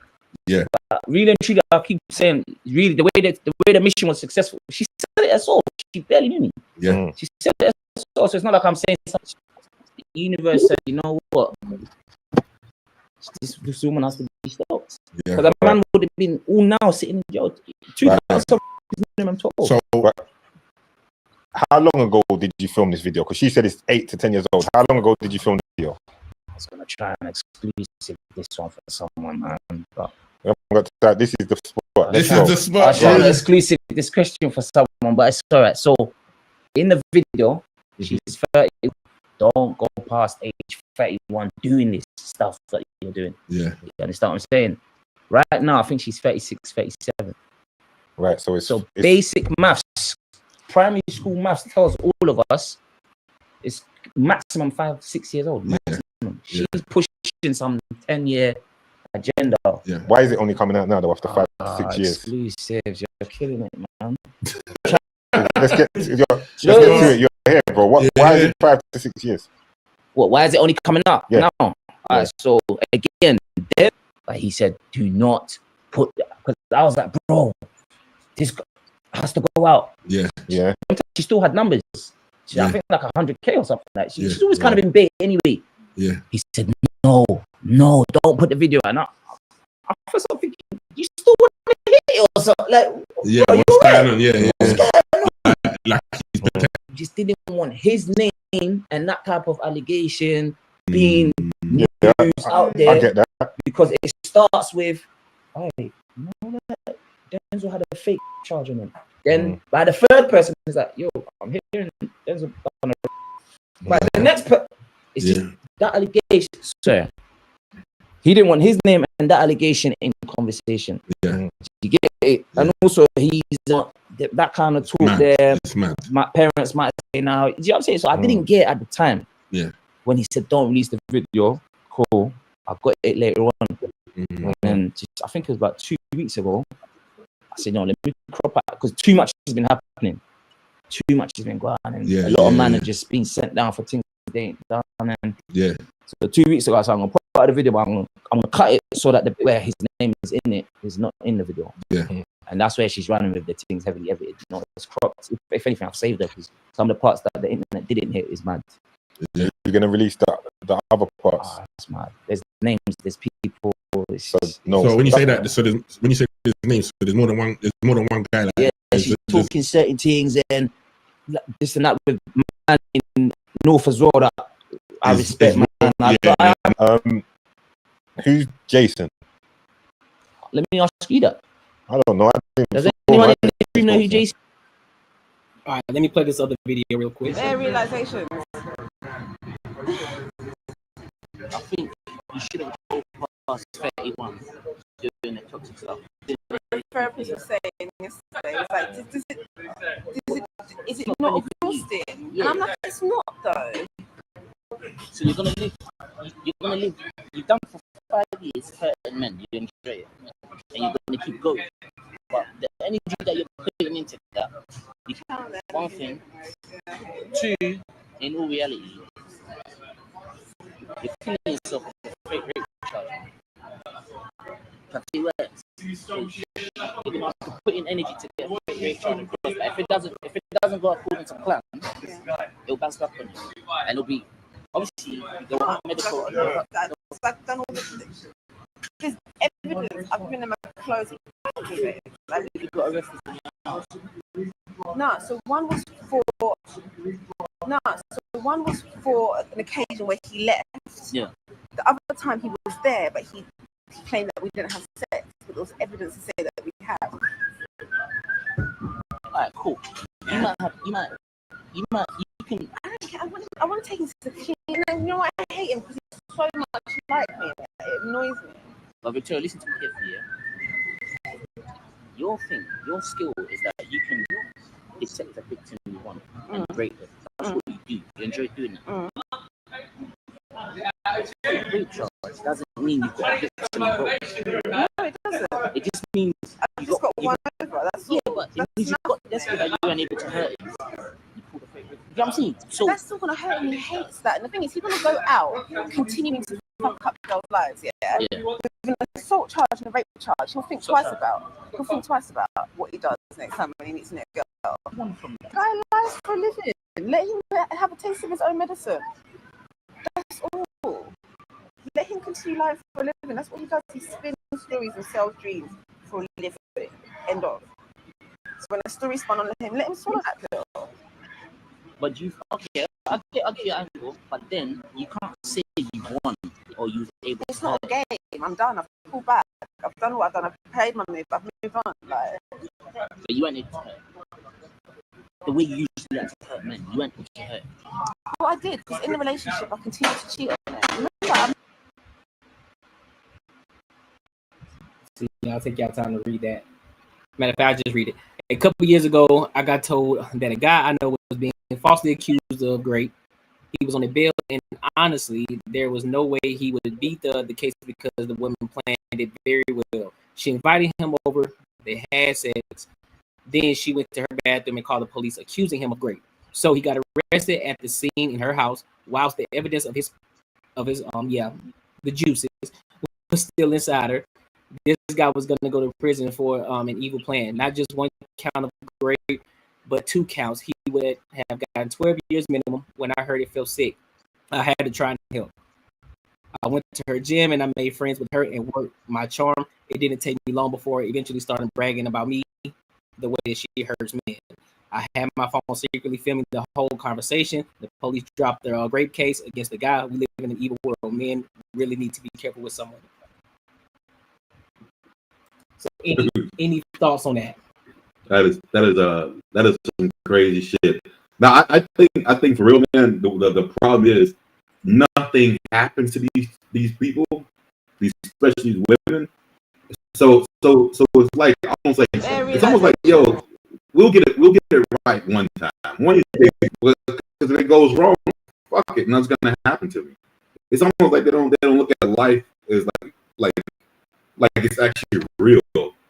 Like he hurts your feelings. I don't know what maybe he was using or whatever. I don't know. She's like, you know what? Fuck it. I'm gonna fuck him over, and I'm gonna say he did this to me. Well, he's gonna go to prison for 12 years. They almost don't even look at it like it's real life.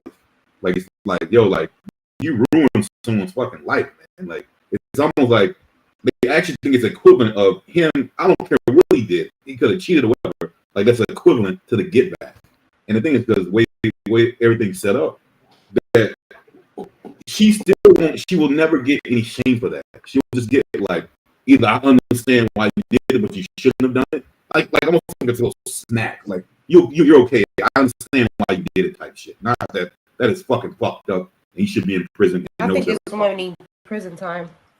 To be honest, I think there should be a law in place where you are proving to lie because you're literally ruining somebody else's life. We've seen it time and time again. We've seen it with back in 2006, the lacrosse team. She admitted it years later that she lied, and these men lost their entire lives, their entire career.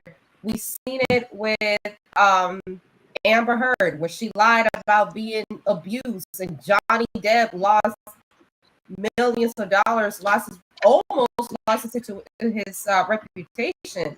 I think this woman in prison is one that we have to go see. But yeah, I believe that if you lie, you need to go to prison, man. I don't know for how long. Bro, but this is somebody else's livelihood. Yeah. It's almost, and unfortunately, yeah, it's horrible. It's diabolical. It's diabolical. It's horrible because the women that are out here who are actually being raped and essayed, you make them sound like a liar because you lied all because you mad about what? He busts you down and you mad about the fact that he don't want to make you his main chick, so I want to lie and say that you should rape me. That's in this situation, people look at the dude like he got lucky. Like they look at him like, bro, you got fucking lucky, man. Like they will look at it like, yo, you're lucky, and it's kind of real. That's a fucked up part too. She need to go straight to jail. And everybody she ever had allegations against, or anybody that's been charged or had to go through anything, they need to go ahead and sue her and press charges, and she need to go to jail because you can't falsely accuse or anything like that without having repercussions. So it can be as big as a felony. They can get misdemeanors. They can get jail time. They can get fined. But whatever it is that they can get against her, they need to make it happen. And for everybody else that lies on people and sends them to jail, any type of false allegation, you need to go to jail. And she's doing it for selfish reasons, and she's going to therapy, so that shit ain't working. But she's on top of that, yeah.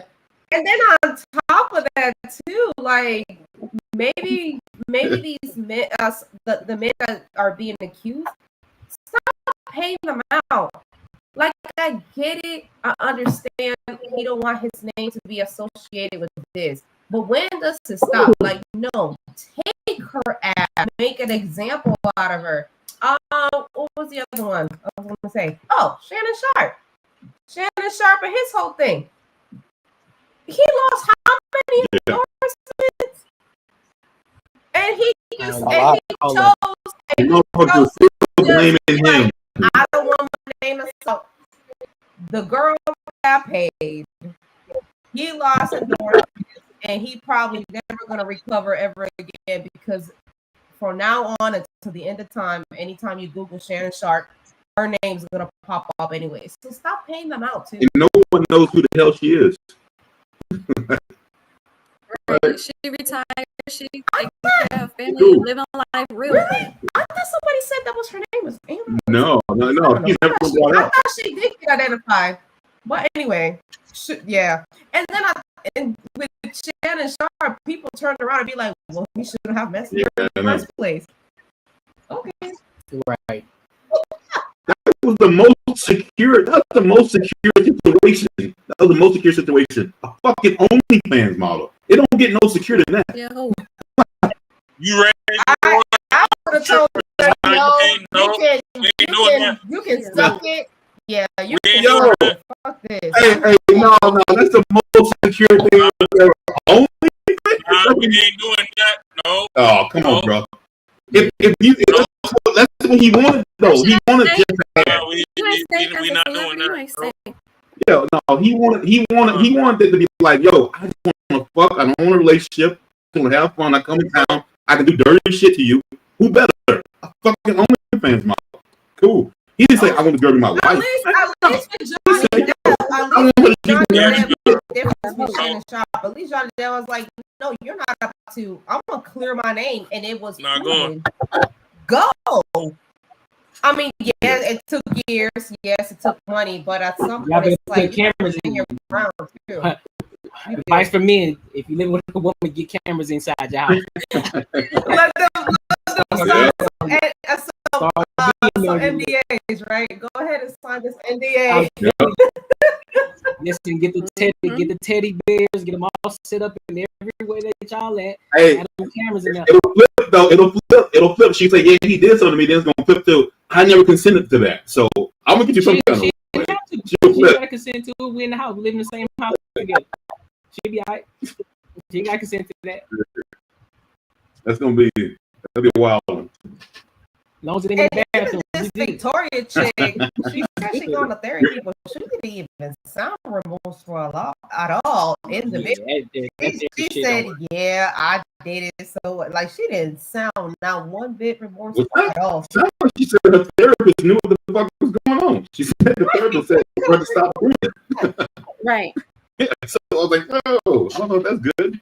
If Ashley, it ain't helping your case right now, Ashley. If you listen, it ain't helping your case. I mean, it ain't going to change people overnight. Like some people it'll help, but some people ain't going to help at all. So you go, you try, and that shit won't help. That help shit. That shit won't help. It don't matter. It don't matter if her therapy helped or not. You got affected from it. You know what I'm saying? So you know what the crazy thing is? I forgot to send it to you, Courtnee, but you know they put her on a show. I think she got like 2 interviews. It was one white lady and some black lady. Yeah, I and saw they purposely were trying to make her look like a human. So it was like, we got to understand her story. She was in foster care when she was little and all that type of stuff, and they were just giving her rope to be like, yo, you know, it's like, why did you do all the things that you said? And they just pretty much like gave her the visibility to make her look humane. That's the crazy thing that I like. That's what we was talking about in men and women when how life treat us. Like if that was a guy, we saw the Tinder swindler. They ain't nobody give him an interview to see how humane he was. and these are celebrities, you know, even in smaller cases. I know he was my old boss, the girl went to HR. He said, oh, he sexually harassed me, and HR didn't even go to like an investigation or nothing. And he was the best boss. And I was so sad to see him leave. But there you go. If they didn't investigate, he could sue. They didn't investigate at all. They're like, yeah, they brought him in. They literally brought him in. He pled his case, and that was it. They just took her word for it. And I was like, that is so unfortunate. And when I'm telling you, this man was such a good person. It broke my heart to see him. It broke my heart to see him doing that. And it's like, damn, not even places you can go to your place of work at a 9 to 5, and somebody and a woman can say he sexually harassed me because she was mad with you for something that's completely unrelated to work, and now here you are lost with your job. Hey, I got a question, Ash. I mean, not Ash. Kay, I got a question. Would you consider a man saying "Hey, beautiful" as catcalling?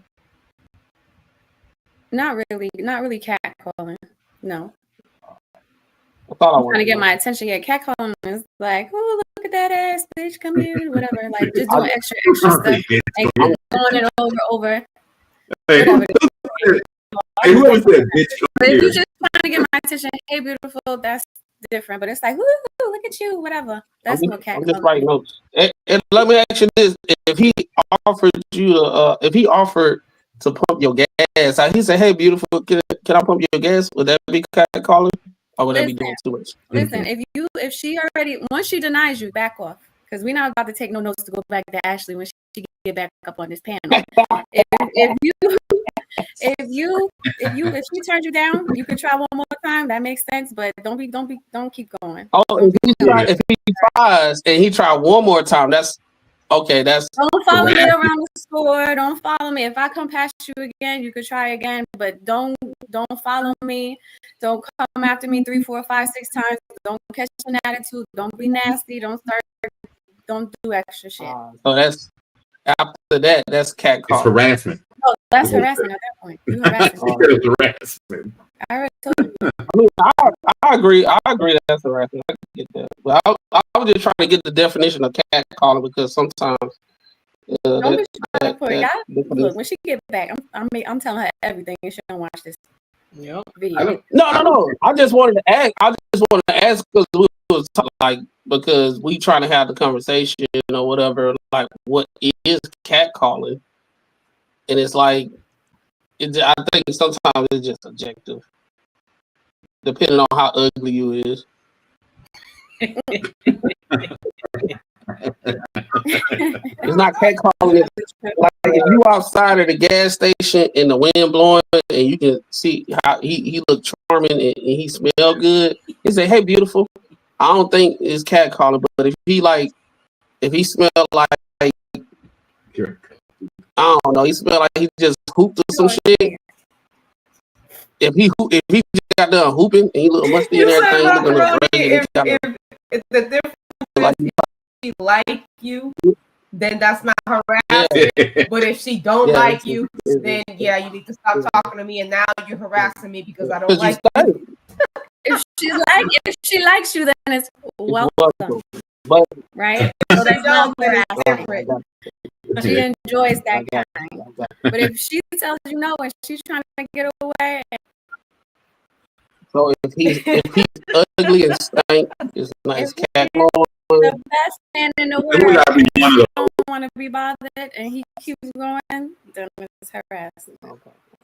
No, catcalling. We on catcalling. I ain't talking about harassment. I'm talking about catcalling. Catcalling is when somebody's walking on the street and like, "Woo, come here, lady," or just talking shit. That New York shit. Say little red, like, hey, red. No, Lord. Little red dress. Yeah, you. All of that. That's it. Catcalling. Y'all got any final thoughts on this Victoria chick? Yeah, do not believe all women. Yeah, she need to go to jail. No, homie, you lying to me. She do. I mean, shit. What? You had a shorty life for 52 years. I think she need to go to jail. I think anytime when these type of situations happen, she needs to do the amount of time that person would get plus 5-6 You years. don't remember Because Caroline Bryant, the one that accused Emmett Till? Yeah. And she finally came out like, oh yeah, it didn't really happen like that. She was like, I'm terminally ill. You know what I'm saying? I'm gonna go ahead and say what I'm about to say. I'm gonna get on about it. They should have called Magic Johnson. Her up and gave her peanut butter They sandwich. should have called Magic Johnson to get her revived 100% and then make her do jail time. Like, yeah, you ain't finna get away that easy.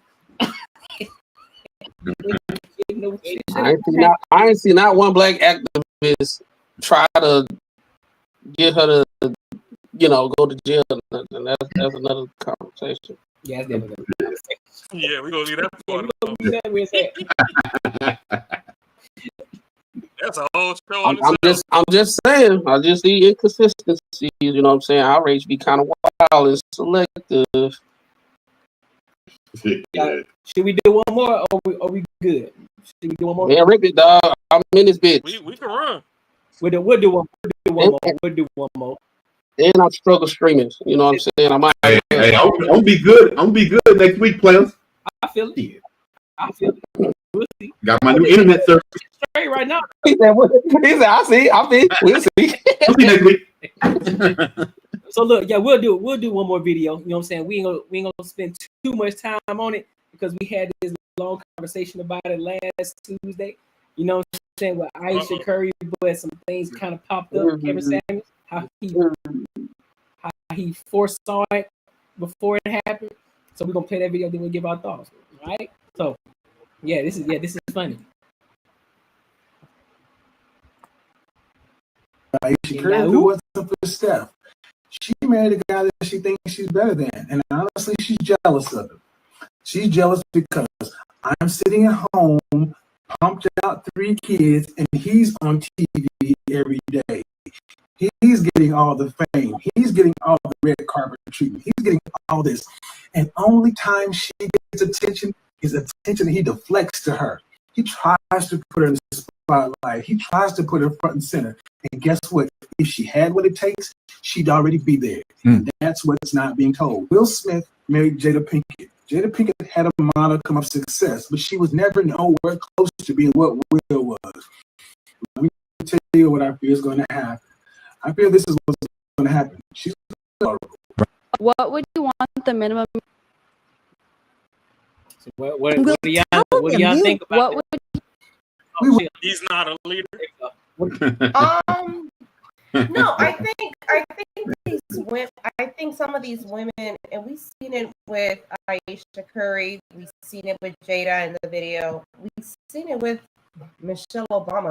I think that some of these women who have these are envious of their husbands, and it's sad because if you need to be to the understanding, if you get with the caliber of this type of man, you got to be okay with playing the background. You can't be the center of attention. You married who you married. Your claim to fame is that you're this man's wife. That is your claim to fame, and you need to be okay with that. Play in the background and live your best life. But yeah, I think Aisha Curry is jealous of her own husband. I think Michelle Obama is also jealous of her own husband. I don't even know Michelle Obama's maiden name, to be honest. I don't even know it. I just know her from Michelle Obama. Sorry, but yeah, that's all I can say. I honestly think, right, us as humans are failures on other things, right? If we're not where we want to be in life, we like to find a crutch that we can lean on and say that's the reason why I'm not where I'm at.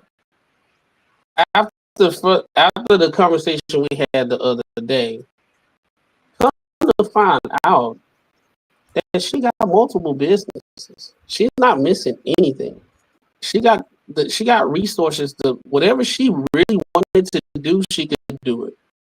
Like, it's not even a situation after you have those kids and all that stuff, and she couldn't do what she wanted to do. Those kids, what's her name? Haley something?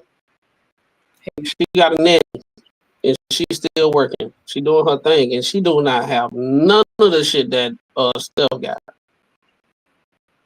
Right? So she doing her thing. So it's one of those things she said she didn't want to. Okay, she telling her story, whatever. Okay, cool. I still stand on what I said the other time. You don't have to, just because it's your truth, you don't have to tell everybody that's not going to understand. That's how you keep your relationship and your marriage safe amongst. There should be some discernment when you give it information out of your family and all that type of stuff. But at the same time, all the shit that she complaining about or telling her truth about, she can do it. Ever the shit she want to do it. And she got way more resources than women out here gaining capital to try to be where she wanted to be. I think she got like 2 restaurants. She got a cookbook. She had a show. She did modeling. She did a whole bunch of stuff. She's just not. All of it. And it's like one of those things. Just because you got a dream doesn't mean you was going to be there. How many? Hey, bro, Courtnee, ain't this about like maybe about 500? Like 500, like 500. All right. So in the whole United States, how many of them think they was going to be in the NBA from high school? From high school. Oh, a ton of them. Ton of them. Hey, look, they had a pivot because they ain't got it. They wasn't good enough. I look at the situation at hand. You had all the goddamn benefits of being what you wanted to be. You had the time. You get the nanny. You got family member, and she comes from a wealthy family, bro. That's the crazy. Like, she comes from a wealthy family.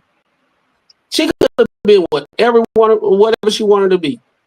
But sometimes you just not good enough. And I ain't finna, whatever success she got right now, I ain't going against whatever bag she got or whatever. I'm not saying that, she shouldn't be away from. I think a family's supposed to get together and lift as you climb and everything.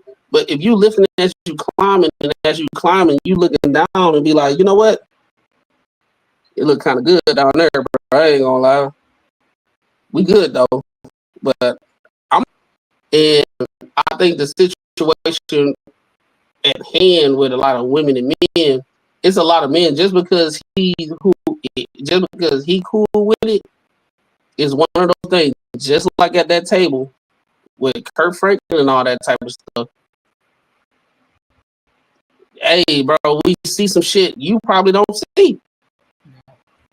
Right? We can sit there and sympathize with her because she's been in high school with him this whole time, and she don't know what it is outside of him.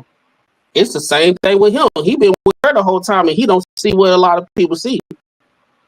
Yeah. And I think that's what a lot of people don't really, fail to realize. And at the same time, he don't realize it. I'm not going to tell him that's what it is, but I'm just saying that my wife was up there saying that stuff. I'm like, dog, you couldn't like dumb it down a little bit, goddamn shit.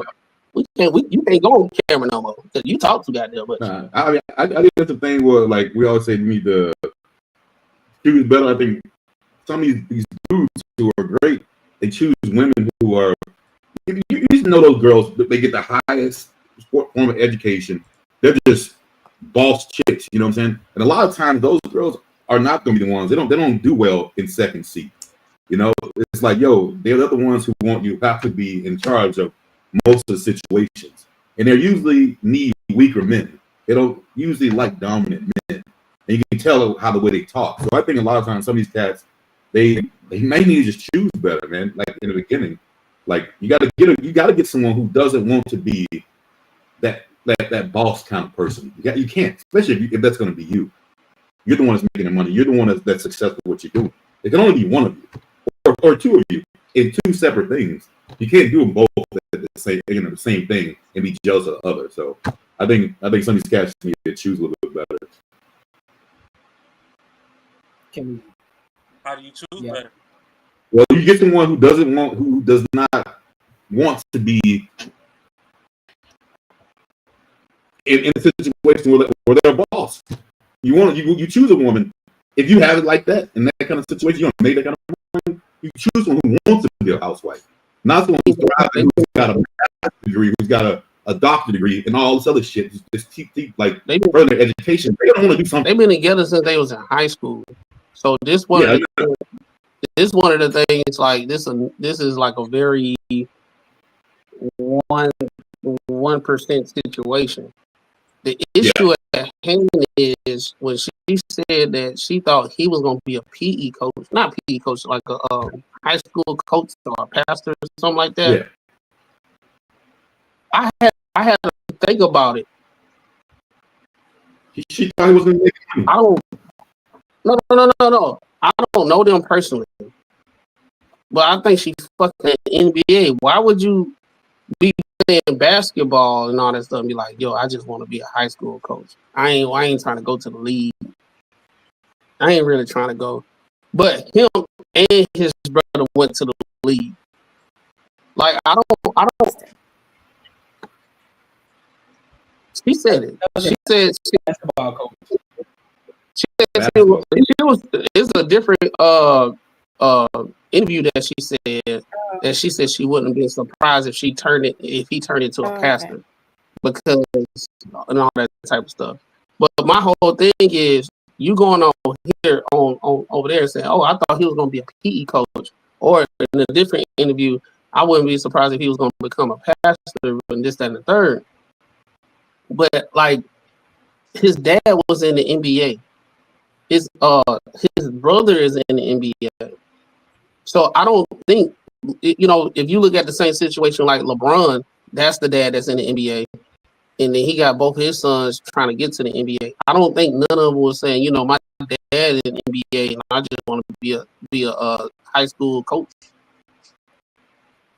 So I don't think it's like one of those things that's disrespectful. Like me, if I say, hey, I'm trying to get to the league and all that type of stuff. She even said when he was crying behind a tree before he got drafted and stuff. Like she's saying all this stuff like nobody asked for it. Hold on. Let me play this because Ross sent me the full version. So let me play this video, then we'll continue talking about it. Let me play this full version real quick. Right into this.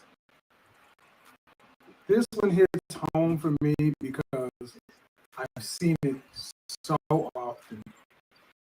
I've counseled with guys through divorce care, through Christian ministries, through breakups, through so many things. And I've seen so many guys that have actually married a woman they absolutely adore. But the woman thinks she avoid women who think they are better than you because you can never make them happy. And here's the thing, as your success continues to rise, their anger, their resentment, their animosity towards you will continue to rise. So outwardly, people look at you and say, a good family man, all these other things, and all she's sitting there and saying, it should be me. I'm better than him. Especially, this really runs deep, especially in women who are failed actresses and failed models. When you meet a woman who is a struggling local actress, struggling local model, attractive, but she just doesn't have that it factor. You can kick it with her, you can date her, you can hang out with her, but do not make any kind of commitment to her. And for God's sake, don't marry her or have any children. Because one, she is always going to have in her mind any kind of weight I put on anything that happens is going to potentially fame that she wants. There's things that she cannot have, and especially if you're like Seth Curry, you actually attained it. He married his high school sweetheart. He was a teenage boy and she was a teenage girl. That 15-year-old boy was ecstatic to have that gorgeous girl because she actually grew into her womanness before he grew into his manness. He has finally grown into his man's body, into his man's mind, and become the man a lot of people saw in him. She's still looking at him as the same little boy who was blowing her kisses and kissing her ass as a teenager. And that's what you saw coming out. That's what it is. It wasn't that she wants more attention. It wasn't that she wants more guys on her DM. She married a guy that she thinks she's better than. And honestly, she's jealous of him. She's jealous because I'm sitting at home, pumped out 3 kids, and he's on TV every day, and all this. And only time she gets attention is attention that he deflects to her. We wouldn't know about Aisha Curry if it wasn't for Steph. He tries to put her in the spotlight. He tries to put her front and center. And guess what? If she had what it takes, she'd already be there. And that's what's not being told. If she had anything that should make her a star or put her on that level, she'd be there. Will Smith married Jada Pinkett. Jada Pinkett had a modicum of success, but she was never nowhere close to being what Will was. Look at what Will tried to do with his son. He kept trying to push his son out there, but his son is Will. I fear it's going to happen. I fear this is what's going to happen. She's going to end up divorcing him. It's going to get to a point where it is intolerable. She's already made this faux pas. She's already put it out there. It's out in the ether, and she's getting drugged by men. And people are actually looking at her like, what the hell is wrong with you? So she's going to have to pipe down. She's not going to be able to say much about anything, but it is going to tear her apart, tear him apart, because at the end of the day, she thinks she's up here, and she thinks he's down here. It is not going to change. She does not view Steph Curry as the NBA All-Star world champion basketball player. She views Steph Curry as this guy that her mom and dad, her parents told her, you need to marry and secure the bag.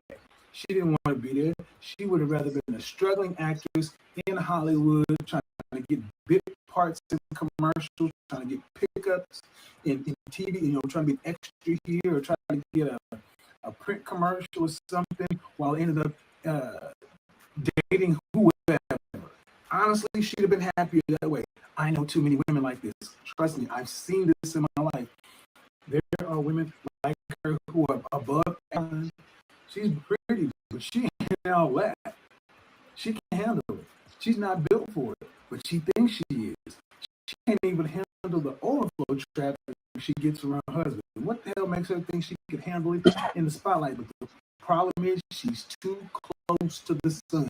She's close enough to where she actually thinks she could do just fine. And the bad thing is she's seen too many women kind of do this kind of thing. Look what Kamora Simmons did. She actually has had a reasonably successful career, but she was a model, a supermodel in somebody's eyes, but a model nonetheless. What has Aisha Curry done? Other than being married to still hang at them until she ends up. But now there's another possible alternative. Steph could try to work behind the scenes with some Hollywood producer, friend, family, and try to work her way and try to get her in Hollywood. But you know what? It'll even be worse, because honestly, when she gets up on the screen and it shows that she doesn't have the chops, show that she doesn't have the it factor, then you have to deal with the fallout of that. When you marry a woman who thinks she's better than you, when you're with somebody who is ultimately going to be jealous of you, who can't play their role, does not like the spotlight being on you, you're signing up for life of misery. There's going to be this passive aggressive look. You're really not what she wanted. You're not what she wanted to do. She wanted something completely else. She's living a life that somebody else planned for her. And even though it's probably the best thing for her, she thinks she can do better. So yeah, that's the full video of that situation. And to be honest with you, it kind of reminds me of Tia Mowry and her situation. She thinks the grass is green on the other side. Shout out to Reba TV. She was covering that a lot. And now she's out here and she's not getting the attention that she thought she was gonna get at a 40-something-year-old woman with children. And so now that's going to be another situation. Now, God forbid that let's just say God forbid that Kevin Samuel was wrong in this situation. Hopefully that she don't leave. Hopefully that she don't. So she come to her senses and just say, you know what, I'm not going to leave. But if that were to happen, because it ain't green on the other side, I got to be honest with you. And I know a lot of people like to use sign language, and they try to call men gay for whatever reason. Oh, you just want to be with Steph, not to say the case. You really ain't gonna get no better than Steph. You ain't gonna get no better than him. That's a fact. So you can go out there looking for whatever it is that you want. The only thing you're gonna get, and that's a fact. And that ain't no glazing. That's just calling it for what it is. So if that is the case, you know what I'm saying, that she is hating on them or jealous of them, she need to figure some shit out and get her shit together. Because again, you wouldn't, who's Aisha Curry without Steph? Now you know what the crazy thing is though?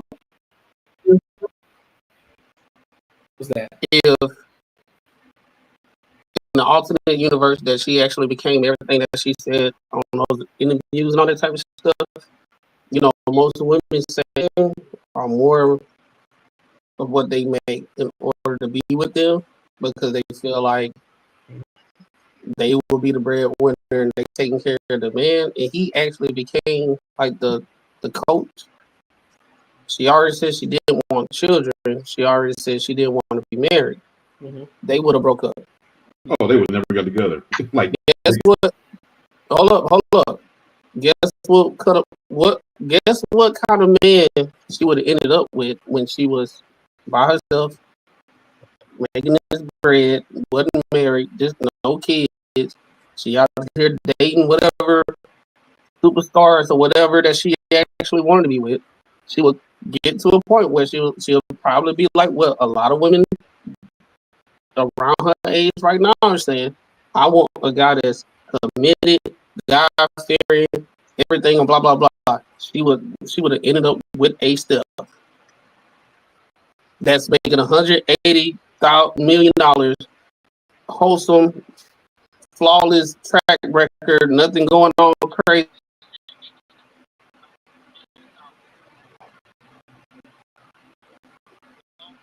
Boy, freeze. Oh snap! Man, me too. I'm like, hold up, did the whole thing freeze? My volume. I was in trip. I'm like, hold up, did the whole thing really got quiet quick? Like, damn. Look at that shit. Oh, my bad. Okay, you got anything on this? Wow. She's definitely dissatisfied with her life, right? I'm sure she's like, yeah, I love Steph. I've been with him forever, whatever.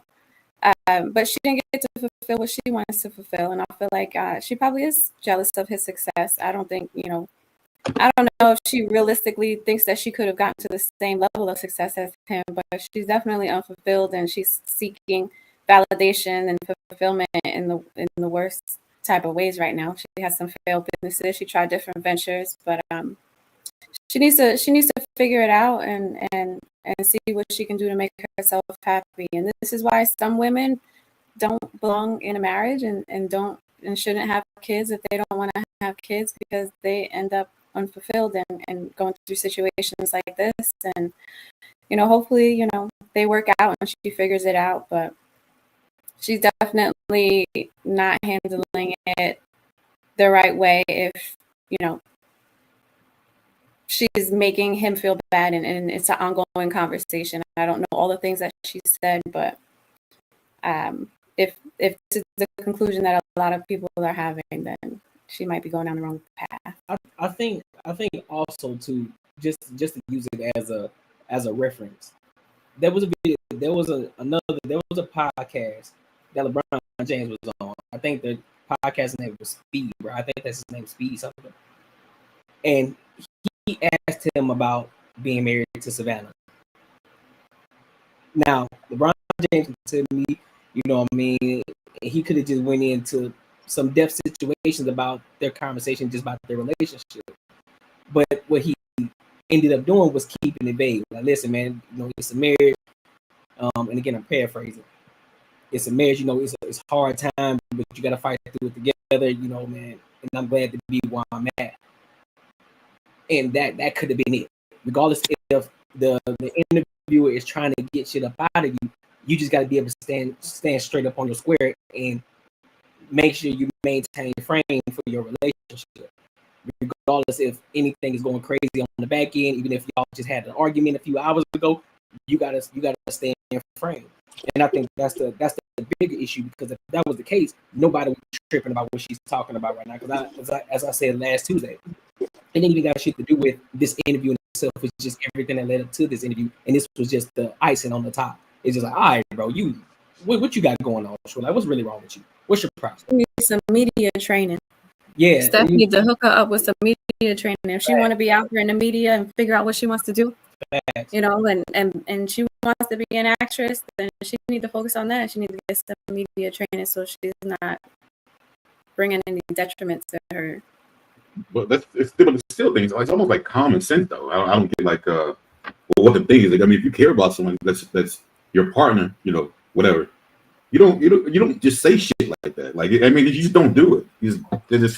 you don't need that type of validation for people to tell you, oh, I hear where you come from. That's just. I guess from a man's end, I would never understand that part. I just won't ever understand that. You Hey,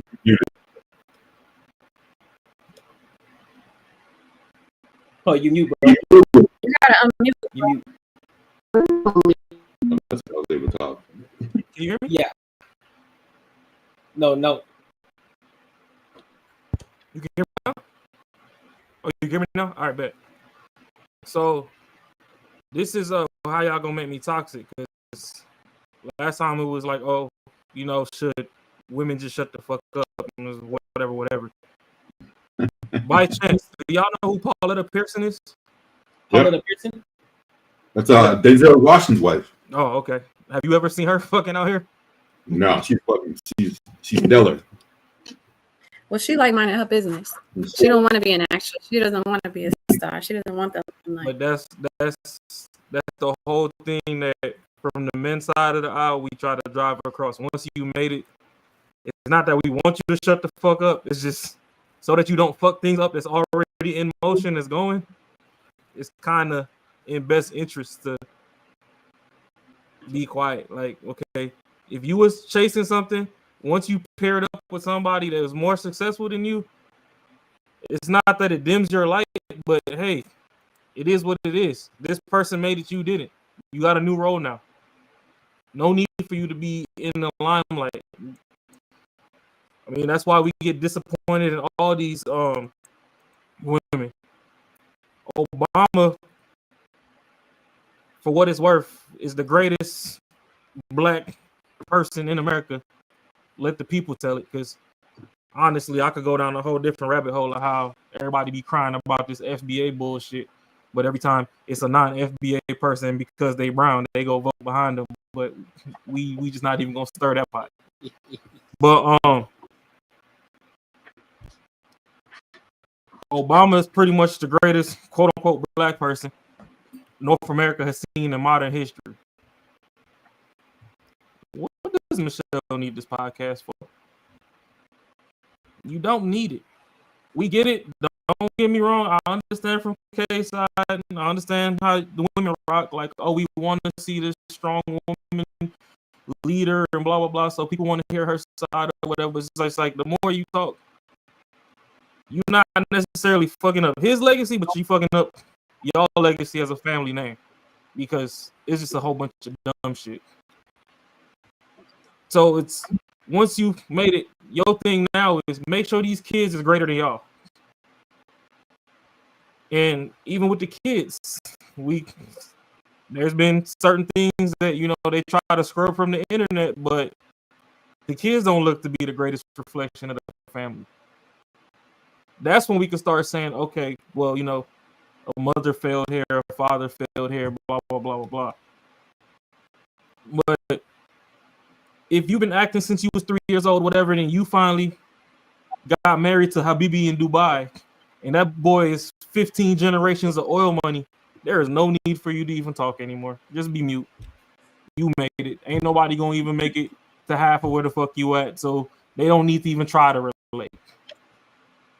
Somebody that got 4-5 baby daddies don't need to even try to relate to no Aisha. So just shut the hell up. Like, see, hey, so the reason I knew who Pauletta Washington was, his wife, because Denzel gives probably the best inspirational speaks. Like, he's a great speaker. And he talks about his kids, because as the director, and he always says like his wife is the reason he's there where he's at right now. And she never talk like on her own about anything else, but he says like how helpful she was to get him where he is. So I mean, that's how you're supposed to be. Yeah, like, but that's even like what Kevin was saying, where he was like, Steph gets a lot of attention, and then he tries to divert some of it over to Aisha. That's what a good man is supposed to do. If me and Kay are married and I go out and become a billionaire, hey, look, I couldn't have did it without Kay. She was holding the house down. His kids are straight. Anything I tell her, she go out and do it. It's a lot of back end stuff that I can't get to, and she hold it down. If you want to know how some of these other operations work, go talk to her. But if I'm not diverting no attention. You just come out like, oh well, you know, yeah, he a good dude and all, but shit, to be realistic, like, I was just cool on the block. Like, I really like Bobo now more than I like Steph, but you know, my mom and daddy was like, Bobo ain't shit, so I had to get mad. Like, you fucking up the legacy now. So it's just crazy, but I can understand if he, like what Ross said, I can understand if he was like not trying to put her in certain situation and she felt like, what is my purpose? Just to be here at the house and everything. He been giving her opportunities, like left to right. Like she has 2 restaurants. She has a book. She tried to do the modeling. She tried to do the acting and all that type of stuff. Like I said, if she really wanted to do something, she could have got a nanny. Like my mom, my dad is an offshoreman. Well, he was. He retired now. So he used to be gone for 20 days and come back in 10. And my mom was there at the time. She got her education and she had 3 kids. And she still did what she wanted to do. She became a social worker and she matriculated through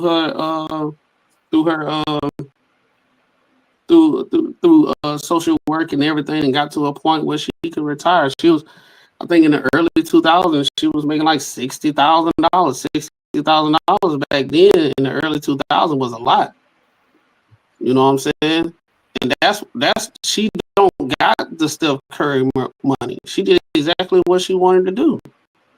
So my whole thing about it is like, just like what Kev said, was like, what she got everything she need to do what she want to do. Sometimes you just ain't got it. Just like you can sit here and talk about you should have been in the NBA all day. You just ain't got it. So if you gonna go around and tell everybody I'm supposed to be in the NBA, if you were supposed to be there, you would have been there. And try to throw it on stuff because y'all created a life together, right? You made your choices, not 1, 2, 3, 4, because they got 4 kids together, right? Yeah, she could have had that first one. Oops, you know what, Steph? Let's go ahead and knock this one out. Let's get that one to a certain age. I really want to do X, Y, and Z. No, she popped out another one, and she popped out another one, and she popped out another one. It's one of those things where I'm pretty sure they had the conversation, right? Don't try to blame me and say you were trying to confine to this lifestyle that you wasn't, you didn't know everything. And honestly, I think a lot of women starting to experience midlife crisis. Like men usually experience midlife crisis because they've been working so much and everything, and they really never had time to actually reap what they sowed with like everything that they was doing in life. And now it's like they 40 years old, they go buy a motorcycle or they want to jump off a cliff and shit like that. Midlife crisis shit. I think a lot of women that been told by society, go get the education, go do this, don't do this, blah, blah, blah, and everything. And they get to a certain age. That's why you see so many women that's around like 35, 36, 37 talking about they got to go find themselves. They in a midlife crisis and you seeing it, but we don't want to associate midlife crisis to women because it's usually like something with Women, men. I never knew that was only associated or people had the perspective that it was only men. I'm saying like in general, I had this conversation with women. They were like, women don't have midlife crisis. That'd be y'all. I'm not saying you though. I'm not saying. I never heard that perspective. That's new to me. Yeah, like I think a lot of these women that was told, go get the degree, don't worry about men, do this X, Y, and Z, or even if they do end up with a man, they still have it in the back of their head. They should have been on this trajectory, and then they get there. It don't matter how much money they got, they still get to that midlife crisis because life don't look like how what was promised to them. Because they told you supposed to have everything by now. You 35, 36. You supposed to matriculate it. You supposed to be the VP of the company. You supposed to have the husband that was making $200,000. He a doctor. You supposed to be rolling the bins. You supposed to be doing all that. But we look at their statistics, the average income is like 50,000. So you got a lot of upset women that's making 50,000 at 35 years old, and they in their midlife crisis stage, and they like, I feel unfulfilled. I have a midlife crisis. I want to do whatever I want to do. So they will leave a marriage and thinking the grass is green on the other side at 35. Or the other one who was married and they leave their 11-year marriage because of she wasn't happy. So you get a lot of that. You got Tia Mowry. She went on her press tour and said she graduated from marriage. And yeah, that was old buddy didn't say nothing, right? And she said it wasn't him. He was a good man. He was a good father. He was a good husband. He didn't do nothing wrong. This is coming from her words. And she said it was something with her because she felt like she was doing everything for everybody except herself. So she had to go find herself. Mm-hmm. After the divorce was final, not too long ago, after she did her press tour, going to all these places, saying this stuff because it's her truth. She in the dating scene. So my thing is, if you're going to find yourself, how you got time to go date somebody? How you making blogs and vlogs about your dating experience after you got out a relationship yourself, but you are making time for other men. You don't even have the time. You ain't found yourself. But this goes back to that question too. So, and what is it that you can do? What is something that you feel as if that you would be missing out on that you can't do within your marriage? If it's a business adventure, you can do it while you're in the marriage. If you want to travel, you can do it while you married. If you want to, whatever you want to embark on, you can do it while you're in a marriage. Besides what? Go outside and being in these streets. That's the only thing.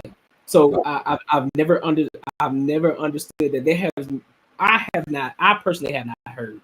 I can be wrong, but I personally never heard a man say anything. You know what, man? I need to leave this relationship to go find myself.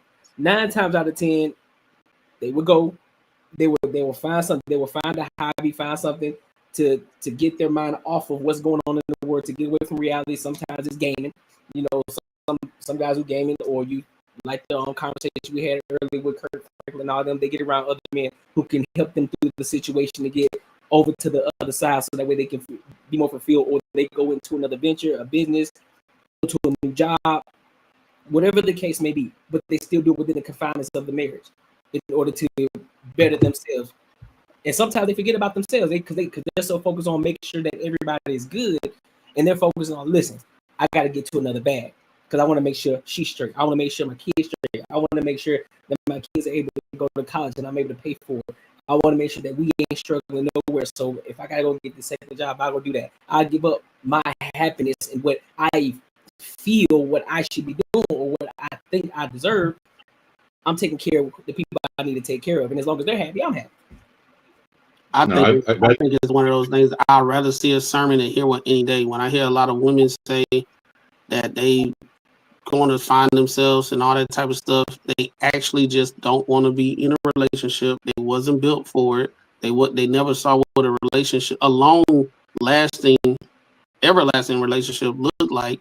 So when they in the position of it, they do not know how to react. So they're going to put it on something else.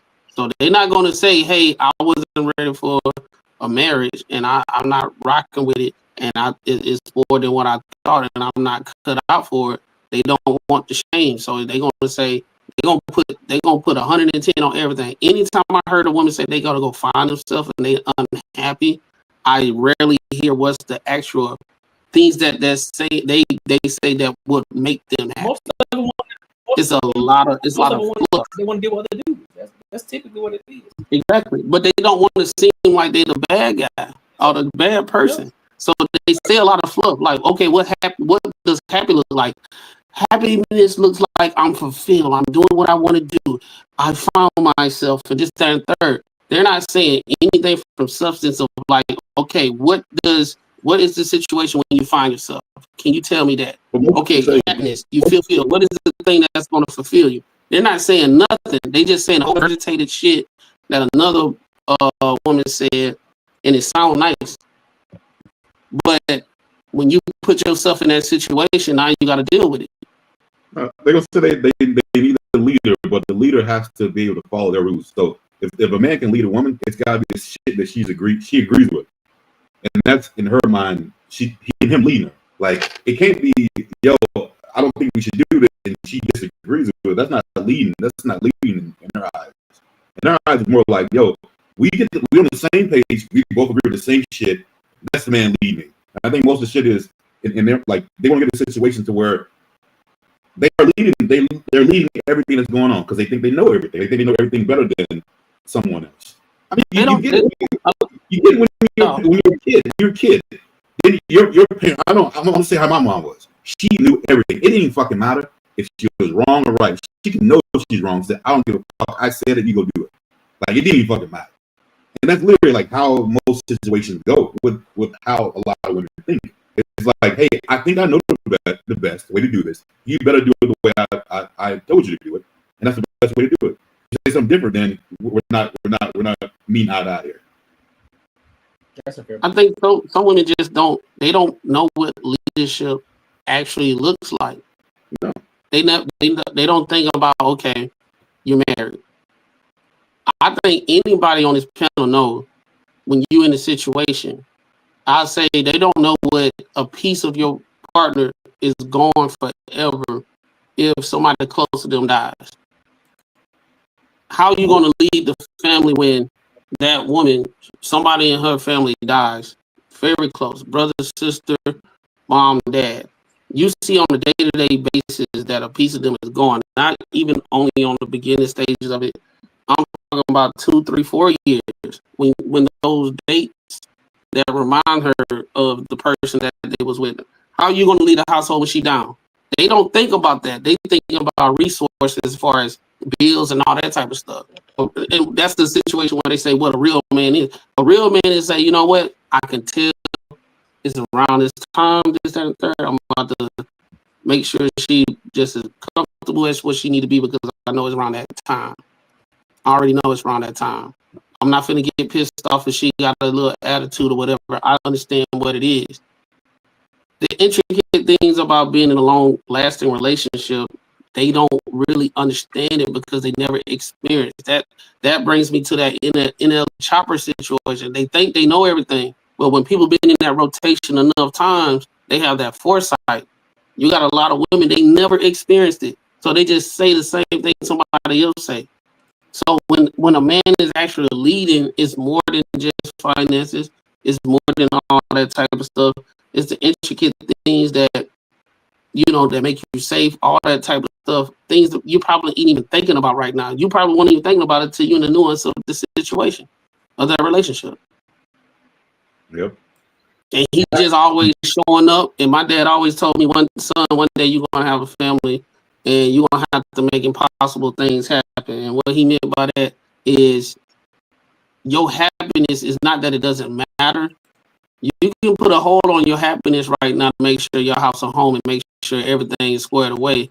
And once you get that squared away, now you know your family intact because all of them looking at you for that answer. Now you can move forward. That's what a real man is. My happiness is not, I'm not going to leave my family because my happiness is fleeting for a certain situation that I'm mining out through this period in time within my life. Everybody go through it. Everybody go through those hardships in relationships. Everybody. It's like, oh, I'm not happy and I've been through this. No, man, it's like you got to get through it. And that's what makes the relationship even stronger. You just gotta do what you gotta do to get through it. Yeah. Hey, I'm gonna ask you all the fellas that. I'm pretty sure at some point you've had a friend to call you and say, "Yo, this shit just ain't working out, man." Like something like that. Do you? I know, like all my friends or whatever the situation, it's never been a thing to where you're like, "Well, hey, if you're not happy, man, you should get out of it. I don't think there's ever been a conversation ever if someone's ever called someone or if I even called someone and told them that something like that. It's always like, hey, so what did you do? Like, it's always, yo, you have to figure out a way to make that shit work. You know, it's never like, yo, man, hey, if you're just not happy, bro, you should take off. And I feel like it's a lot different with women when they call their friends. I think it's like, if you're not feeling it, it's almost like you need encouragement to go. Like, and I wish there were more women out there that's like, hey, that shit ain't gonna feel good all the time. Like, but you know what? Hey, not just you gotta suffer through, but pinpoint what the problems are. And then you know what? Hey, you should be able to talk about that. Not just I feel I've been in that situation. Yeah. I've been in that situation. I think I said it on here before that I had somebody that came to me was like, yeah, you saying what you saying, bro. Went to therapy, right? Nah, he didn't go to therapy. He came to me. It was just me and him at the house, and he just knew that I'm not biased. Yeah. You know, he one of my good friends, and he know I'm not biased. He said, I'm coming to Clinton because he know me. I've been knowing him for a while. So he came to me. He was like, man, I don't know, man. I don't know what's going on.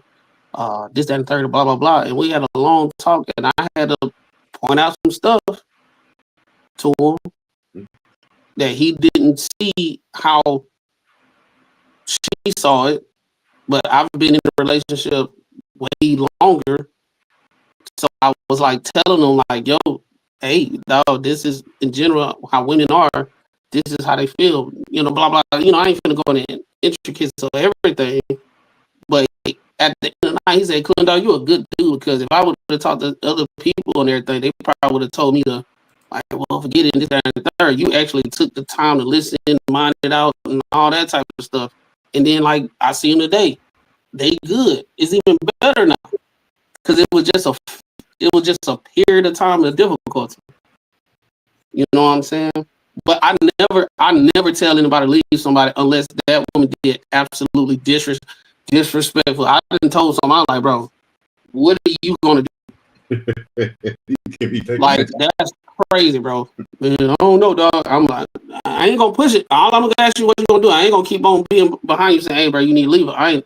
If you want to stay there, that's what you want. That's what you want. That's what you desire. Yeah, but it ain't what.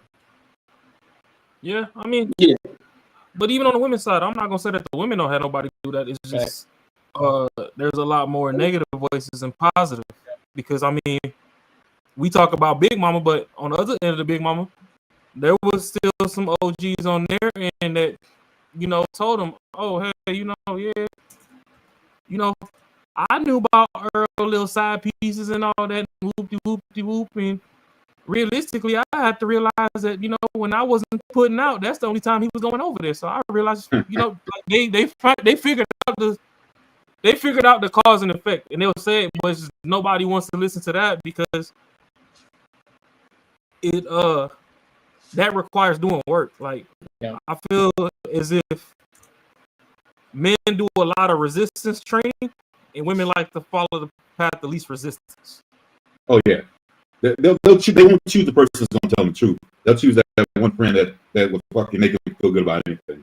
Yeah, like men, sometimes we'll go seek out somebody that's, you know, tell you the truth, that got some friction to figure out, okay, you know, because at the end of the day, if you like a woodworker or something, when you guys when you got like sandpaper and stuff, you know, that's what gets your rough draft smooth. You know, so within the friction is how you create the masterpiece. Whereas women, they just want to hop on the boat and float down the river. Like, they don't give a damn about the tide. They don't care about the current, whatever. Is this motherfucker going to take us down there so we can just peek at the scenery? They want to hop in whichever yacht's the smoothest sailing. Whereas men is like, oh shit, well, hey, I'm gonna buy this boat with this blown up motor. How can I fix this motor? And if this motor fucking break on me in the middle of the ocean, what can I do out there to get back home? So it's a positive sides on both ends. Honestly, I really think that women like to party more than they like to work, and men chasing the goal, they like to work more than they party. So that's where like a disconnect kind of happens in the middle.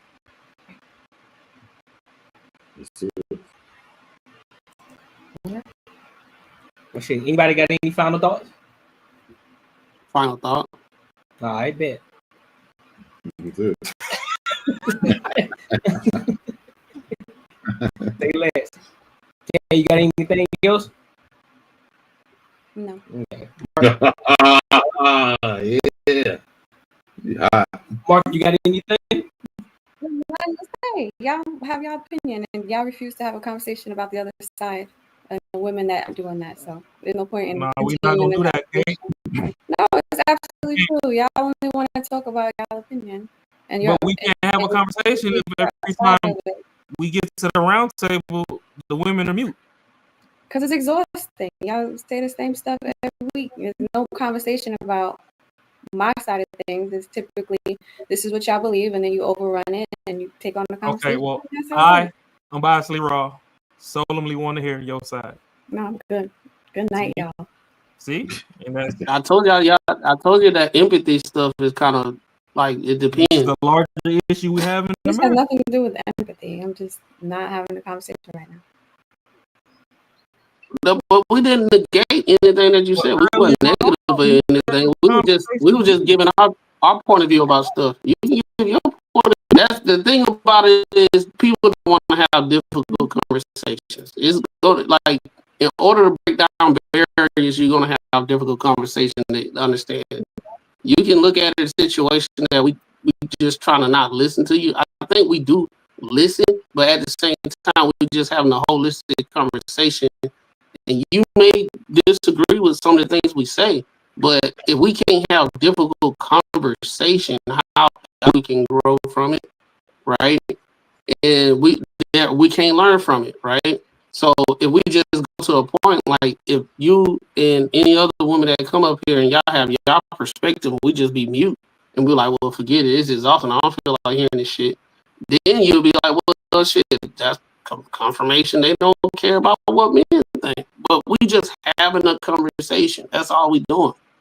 If you take it in a situation that we're not listening just because we have a difference of opinion, I mean, even Martin Luther King, Malcolm X, Muhammad Ali, they stood in front of people that had a totally different opinion about racism and all that type of stuff. And then as you hear it more often, they start understanding each other even more and everything. But if we just give up because I just don't like what y'all say because I don't like y'all opinion, I think that's you can't move the needle on stuff. Like we're not beating up on you or nothing like that. It's exhausting to have to defend women and say my piece about it over and over, and then y'all just go off on your side, and you guys are on the same side, and the conversation goes that way, and it's never an open conversation about the other side of the coin. And How so it's not an being open that we're at conversation if we 3 actually- hours, I don't feel like opening up another Yeah, but conversation. see, that's I believe on my like- end, I'm pretty balanced. So that's what I want to hear. What your side is, because at the end of the day, when you see, that's where it comes back to. Now we just leave men open to perception. It's like, okay, well, if women just don't have a conversation, if they believe that they can something, like it's not always about winning. It's about educating and finding the happy medium. But if you shut down and we don't know, then yeah, we gonna have to just roll with what we know. Because at the end of the day, y'all still looking at us to be leaders. So if you shut down and you don't want to put your input in, that means what we doing is working, and then whatever you got is just fictional, and we just gonna stick to the facts. We can reconvene at another time. We could do that. But She not finna. She made up her mind and go with. Yeah, she gonna do it. She gonna do it. But like it's sometimes kind of hard to like when you say like we were talking about earlier. Then like like you have y'all have you and somebody else have a kid. The man leaves and he's leaving the woman by herself. She got to handle all that shit. From our perspective, it ain't like that. Like from their perspective, it's like you may see it that way. Well, a lot of conversations I have with a lot of girls too.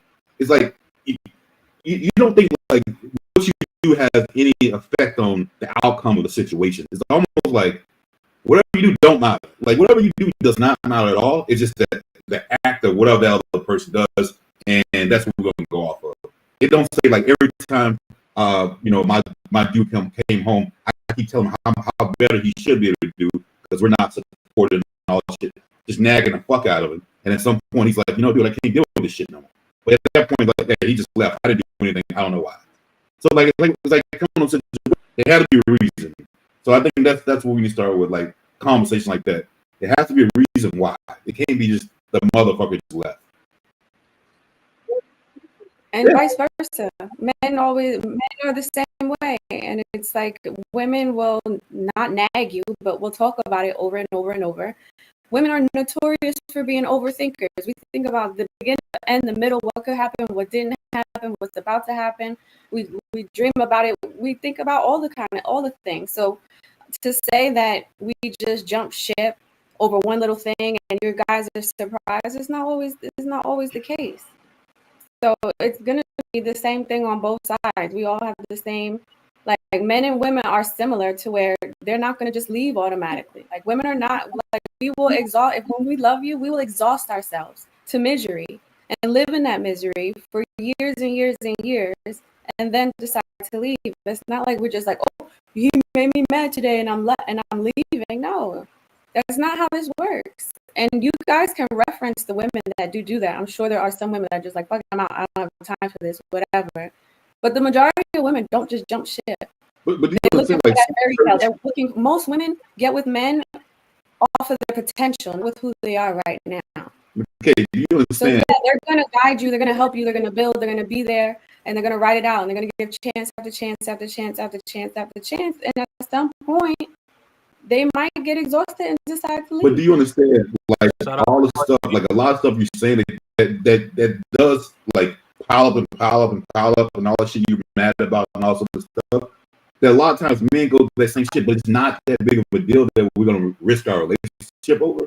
It's okay, it's something, but it's like it ain't that big of a fucking deal. Like I can go do something. A man can do the same thing if he thought the same way. Like, you know, we've been talking about this is irritating. A lot of times, most dudes like, it ain't that. When it's a problem, if I'm going to leave, it's going to be a real problem. It ain't going to be no other little bullshit. I can't see like his push to go do something further, like in his job or make more money, and that's all the other shit. A lot of times, dudes just don't talk a lot about that type of shit because there's no reason for it. I'll talk about it when it's about to happen. I might be moving forward, but it might be some shit you don't see because I don't sit there and boast about it all day.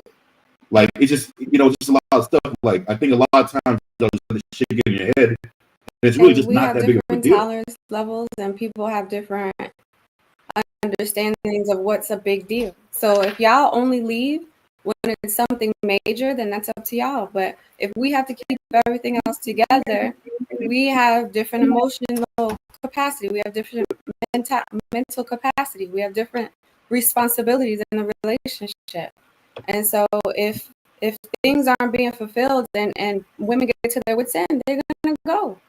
But here's my thing with all of it, and it goes on both sides.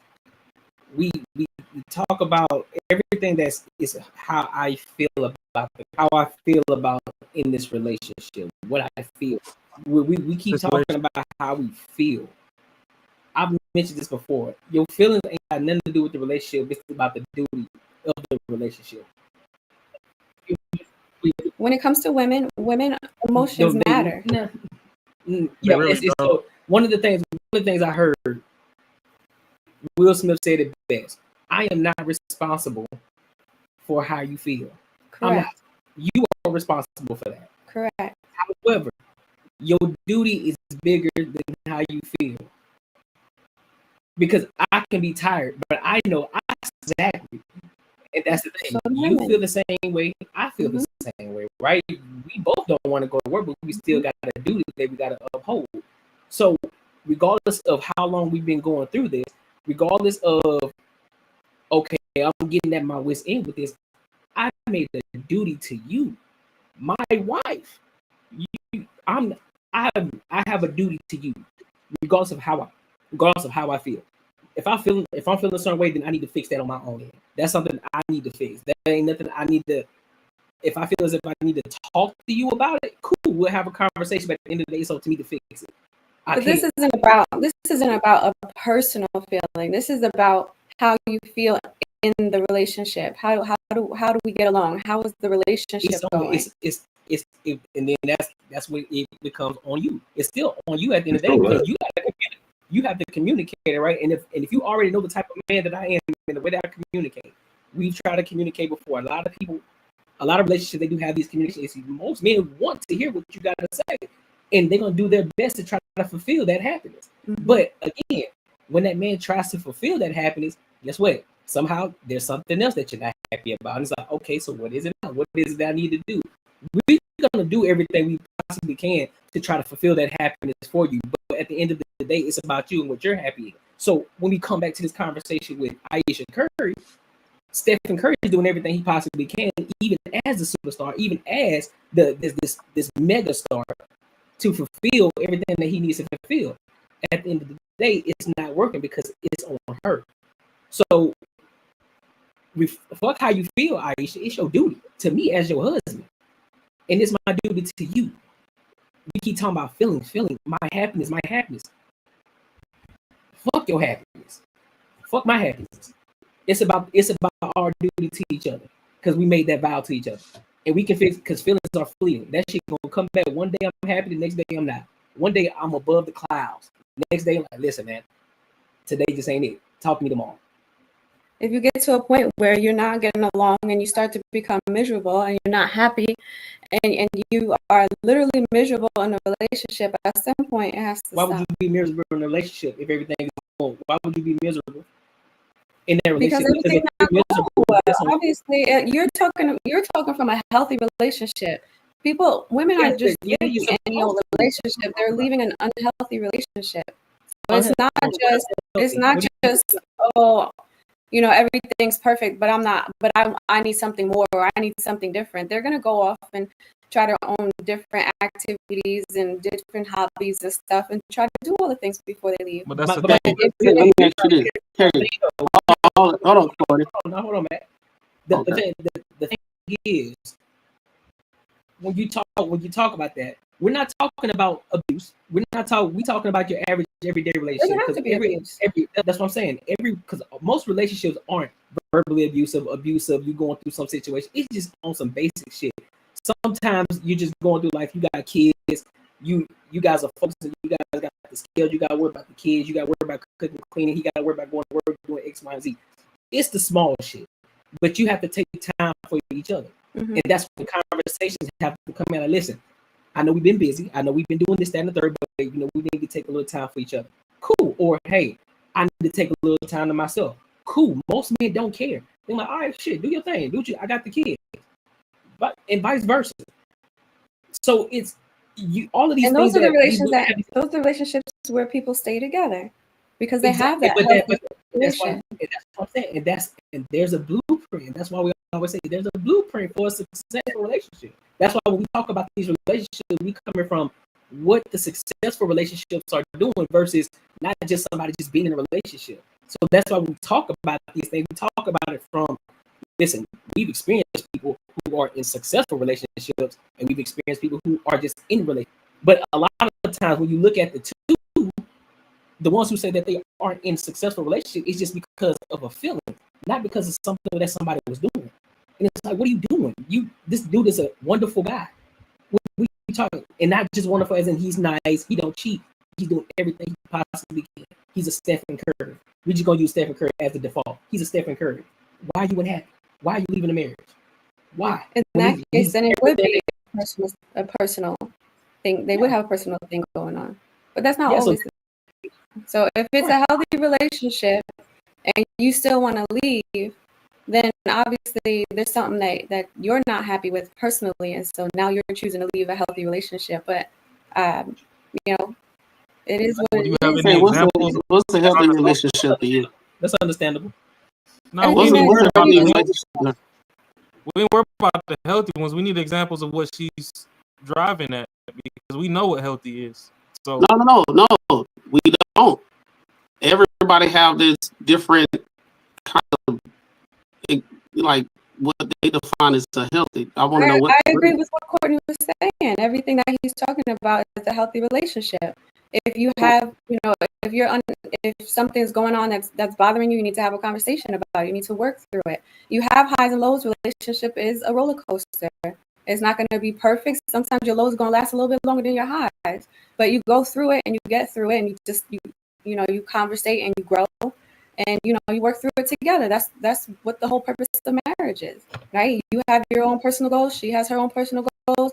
You help each other get there, and for the greater good, and everybody's happy. You take care of your children, take care of your responsibilities, do things, have fun, have sex, whatever you need to do, and you live your life together happily. I mean, you communication got, is probably the biggest factor. you got your personal goals. I have my personal goals, but we both have our goals, and sometimes our personal goals is subject to change depending on our goals of where we are going in life. Correct. That is the thing when we talk about sacrifice. There are going to be situations where you exhausted as hell is telling him about the same thing. But I think one of those things with marriage and all that type of stuff, if you exhausted saying the same thing, but you can look at all the other things that overcompensated. Hey, this is just him. This is just her. I can accept it. I'm not going to put this expectation for them to change over something I'm exhausted talking about saying. Depending on what it is, in general, a lot of the things can be resolved.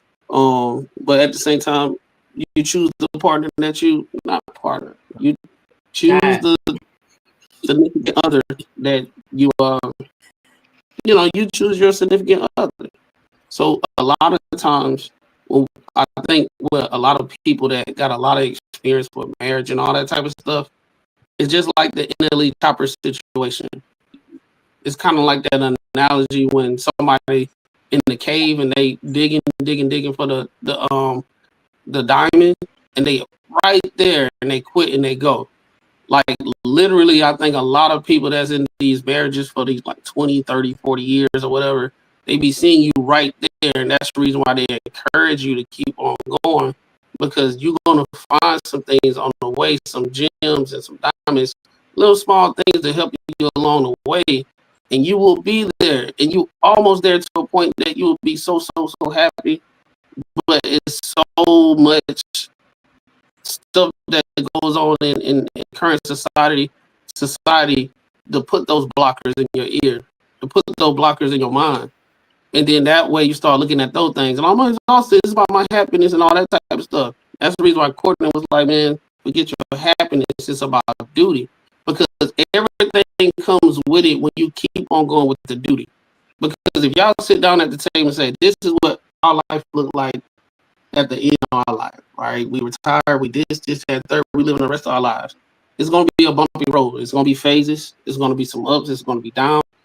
It's going to be some communication that's just not, you're going to like, it's not always going to be a situation where y'all going to agree. It's going to be some agree to disagree, and you're going to think about it. And like, why they not understanding where I'm coming from? And it's going to frustrate you. But at the same time, I have to take some time. She got to take some time and think about some stuff. What do we got right now? What's more important? Is the good things overcompensating the thing that I'm worried about right now? It is. All right. We went over this a lot. It ain't gonna change. Is this gonna be a huge thing that affect the relationship overall for us to get to that end point? No. Yes. Maybe. I don't know. We gotta go through it and see what it is. But I just think sometimes, like what we're talking about right now, a lot of people not thinking like that. They gone. I don't know that to be true. I feel like a lot of people are thinking about that. I don't think many people are getting married to be divorced, right? Some people get married just for the party's sake of it, right? But that's different. So the people that are getting married to be married for the long haul, everybody has their breaking point. Lots of life changes happen while you're married, and sometimes, you stop seeing eye to eye, and sometimes people change. Sometimes people change their attitude, their personality change. They go through their midlife crisis. They want to be with somebody younger. They want to go all of a sudden smoke weed and they never smoked weed before, they start drinking or whatever the case may be. And that's when those relationships, I'm going to do, what can I tolerate and what am I willing to work through? And sometimes shit just gets so bad that you can't, you have your breaking point and you're like, look, if we can't get it together by this time, I got to go. Like, it's not just I'm going to just go get a divorce immediately. I don't think that happens very often, if at all. No, But I think if you're not in a healthy relationship or your healthy relationship goes downhill, I mean, it is what it is at that point. But what I'm saying, that's what I'm saying. Though, there are situations, and that's what I mean. So a lot of these situations that happen, it's not because of somebody because it went down here because of the drinking, the smoking, and all of this. A lot of times, it just, you guys are just at a friction point right now. And a lot of people don't want to work through it because it's gonna happen. Because even with men and when the women start to hit their older age, they hit menopause, and that's a motherfucker. I seen my mom go through it, and I seen my dad. My parents and them. I seen them go through the ringer, right? But they still make it through the situation. Nobody wants to work anymore. Everybody just feel, look, I don't deserve this. I don't think I need to be here. Oh, I'm going. Now I get what you're saying. Yeah, a lot of women do endure a lot. I understand that 100%, and I'm not negating that at all. A lot of them endure a lot of different things, as well as the other side of the coin. So I'm just gonna focus on the women aspect of it. They endure a lot from a lot of men because a lot of shitty men out here. I do 100% agree with that, 1,000%. But at the end of the day, you still made we're not talking about just relationships. We talking about marriage. When you're in a marriage, that's what that is. It's a marriage. It's a contract between the two. If I haven't done anything to go against that contract, there should be no reason. There should be absolutely no reason, unless I done put your head through a dryer, unless I done something to hurt the children, or anything of that sort. Something that's detrimental to the family, that's not getting us to the destination of where we're trying to go. On these other bras out here, gambling money away from the house, doing all the egregious things like that, that's not getting us to the destination. Anything outside of that, it should be no reason why you can't fix the situation in that marriage. There should be no reason at all. And that's the problem right now, because we see there a lot of things that's going on in social media, and instantly we have this. A lot of women and men have this boogeyman complex, and it's like, oh shit, I don't want to get into this relationship because this bitch gonna leave you, which is fair, which is understood because we see what's going on. And on the flip side, we see a lot of women like, I don't want to get in a relationship because a lot of these niggas ain't shit, because what we see online. But let's be real, a lot of men aren't leaving these relationships. 70% of women are leaving these marriages. So when you look at the numbers, it's like, okay, so what's really going on out here? Why are you leaving? Don't just give me no bullshit and just to make yourself sound like the victim. Why did you leave? Because you thought it was green on the other side. You wanted to be a 3 or 4. You weren't happy, or you thought, you know what I'm saying, you thought you can get something better, or you thought you was better than him, or you was jealous of him, or he hit your head across the drive, whatever the case may be. But a lot of these situations aren't as bad as a lot of these women are making it. It's really not. No. A lot of them just leaving just because they want to leave, and they're tired of being in that relationship and they want to go somewhere else. And I think the reason you're getting so much pushback is because you gotta look at it like from like the big picture. It's almost like you're pushing like support of people not being together. Nah, she's pushing. I don't think she's pushing that. No. Well, I'm trying to say that it's okay. Like it's okay. Not pushing like everyone should not be together. But I think it's more you're more on the side of, hey, I see why you have more reason why it's okay to leave versus like why you should stay. You know, and I think this is why you get the pushback from me. I don't know about everybody else. That's the reason I kind of come with it. It's like it's more on the side of like you're not like really pushing like, hey, this is the right thing to do. So I think the right thing to do, if you have committed to someone, you say you got married, especially if you got kids, then you need to ride that shit out. Unless it's a bad situation. If that happens, then yeah, get the fuck out of there. But if it's not, if it's just like, yo, I don't, I think I can do better, or whatever the case may be, or this person's not really listening to me, then I think you should be on the other side of like, hey, we gotta make this shit, we gotta fix this shit, make it work. But I mean, at the end of the day, this is what I will agree with you. If someone really don't want a relationship, they shouldn't be. And I would push that fucking for yeah.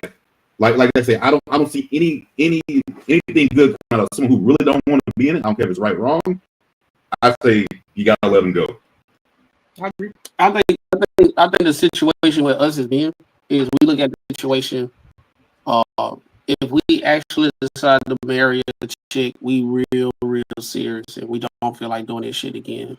Yeah. It's not. We don't want to do it again. We don't feel like doing it. Like that person that we with, we really wanted to make it work. Because when men fall for a woman, it's like a different situation, and we don't want to mess it up. We don't want to leave this and the third. You got men that cheat, cool. Yeah, I get it. Overall, that's not the case. We really just don't want to. We really want to see it all the way through. And I think what the situation is between men and women is men want to see it all the way through. So we endure a lot of stuff to get all the way through for duty. Women looking at it, the situation is not worth to see it all the way through because their happiness, and they don't want to be miserable, be in a miserable marriage where they coming home every day and they freaking miserable. And I think that's a fair like assessment and everything, but I think a lot of times the boogeyman complex is clouding everybody's judgment on everything on both sides of the aisle. That boogie woman complex is a serious thing where you probably is clouding your greatness. If you got good enough, I mean everything's not absolute. You got enough discernment, and you got you being intentional, and you have a good vetting process, right? I think you can get who you want for real. Because I ain't gonna say it's absolute. I'm just saying you'll have a better outcome of getting who you want. That you don't have to be in that situation where you like that miserable that you like I can't take no more. I gotta go. I just think that's what it is because I got my clear hugs full. She a little country though, but I got her though. And it was just me being intentional, looking at the nuances of things and everything. And I think that's what needs to happen because we don't have community family anymore. Everybody's just making decisions just how they want to make decisions without going through a valid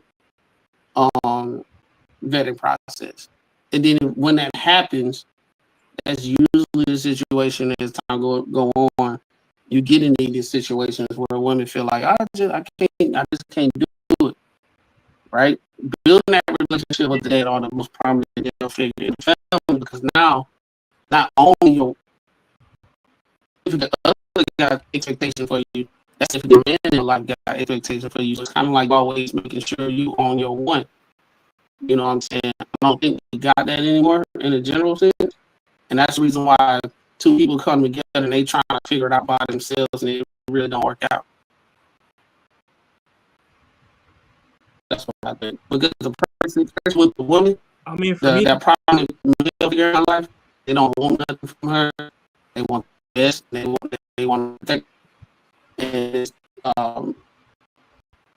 I think that should be should be brought back. But I get it. I don't know how I don't think that's gonna happen.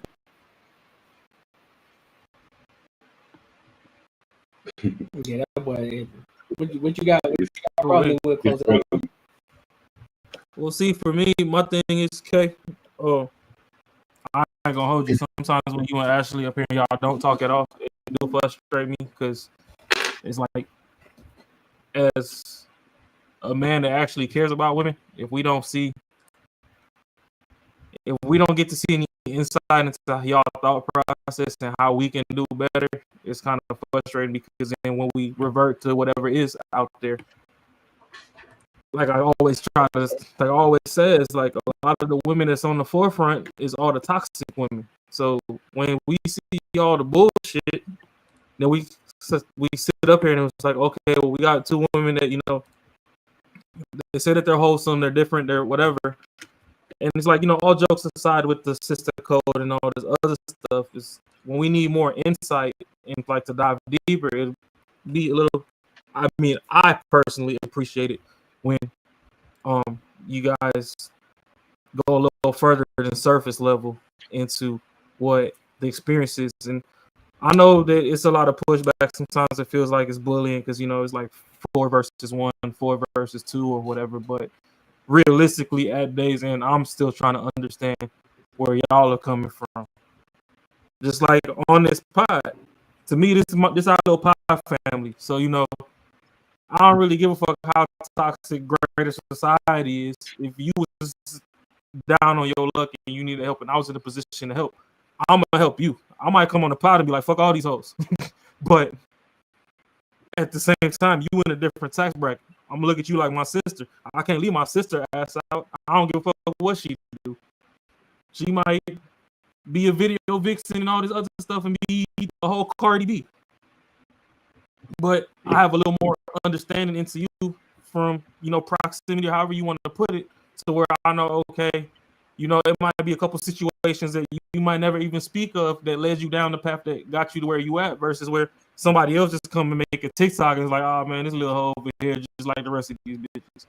So that's where it becomes where when we're up here, sometimes I do ask for y'all insight and then y'all shut down and I'm like, okay, well, if it seems like I'm joining the Macaroni, Courtney, and Marcus team to where we all just align on what we know, is because we've already took our multiple choice question test growing up and realized, okay, in this situation, the answer is always C. In this situation, it's all of the above. So if you have something different, but nobody wants to, bring that to the forefront, it's like, okay, well, shit, we just gonna revert to default settings, which is all this is bullshit, whoop-de-whoop-de-whoop. And that's why sometimes we do get disappointed in people where we have the Aisha Currys come out and it's like, okay, on the women's side, y'all might be like, oh, well, she's tired of just being a mom, blah, blah. And it's like, okay, well, you can't come on a podcast 10 years later when, your kids are grown enough to even understand what you're saying on the podcast. And be like, oh, I just never wanted kids. Not a kid over there like, oh, I always felt like my mama ain't love me. Like, oh, she ain't want me to begin with. No wonder. So even without us on the outside, even attacking them, it's like that kid got to live through that every day. Just like when OnlyFans first became mainstream, it's like, hey, if you couldn't afford to pay your bills month to month and you figured out that selling your pinky toe in Dubai was more profitable than clocking in at Circle K, that's a you problem. I get it. At day's end, you got to pay bills. We done survived the whole forbidden flu that they told some people that you were essential workers and other people you're not essential. One thing that never happened was them bills never got paused. You still had to pay them bills, even if you couldn't go to work.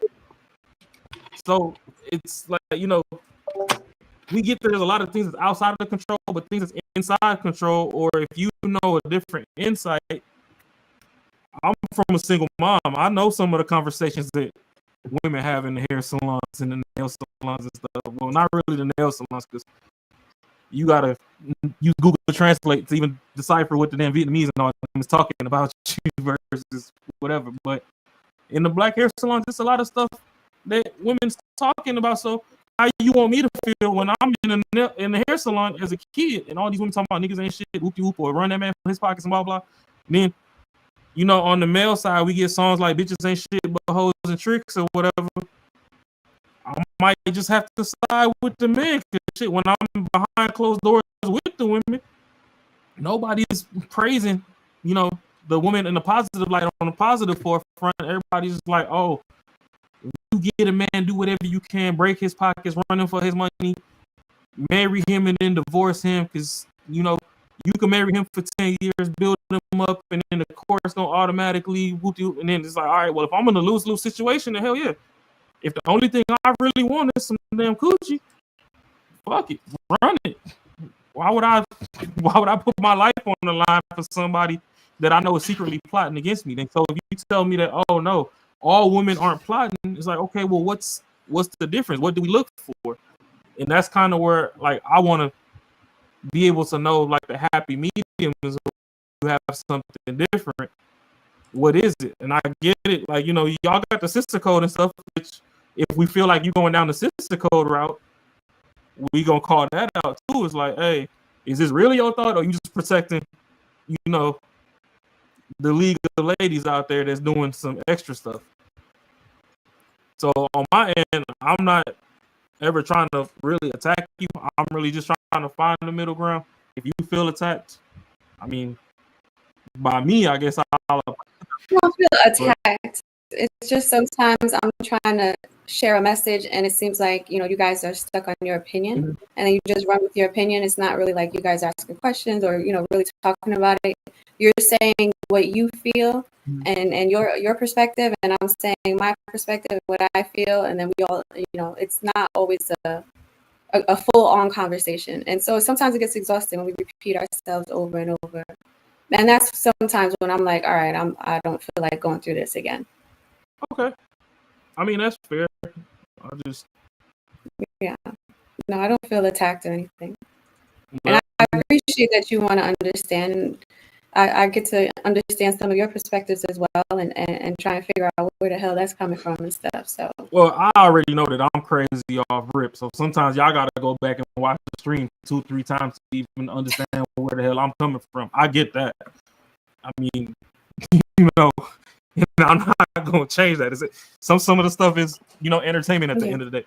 But, you know, I have no ill will towards anybody.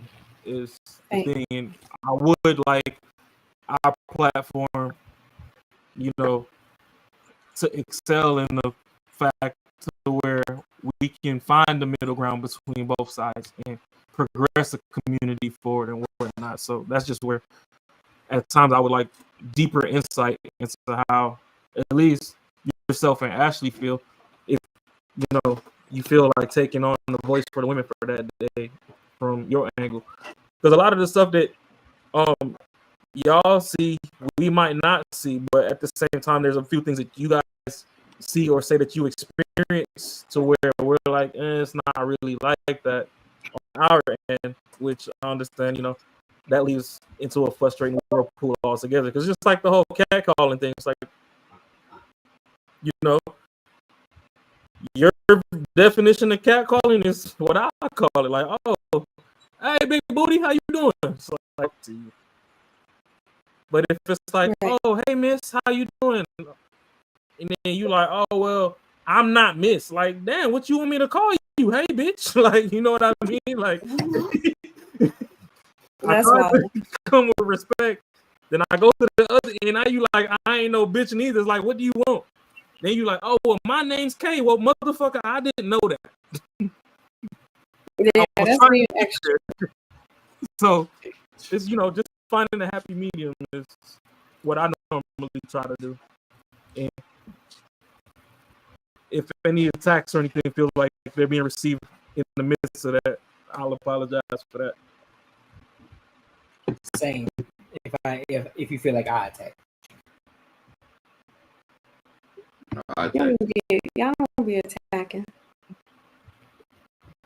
Y'all want to know something funny though? Well, my internet just came on. What are you working on? You been using your phone? You been using a hotspot or something? Nah, I just been using my 5G. That's the reason why I've been cutting out every goddamn 5 minutes. Wow, that's wild work.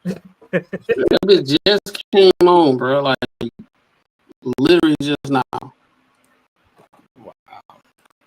Well, tonight was a great show. It was a solid show.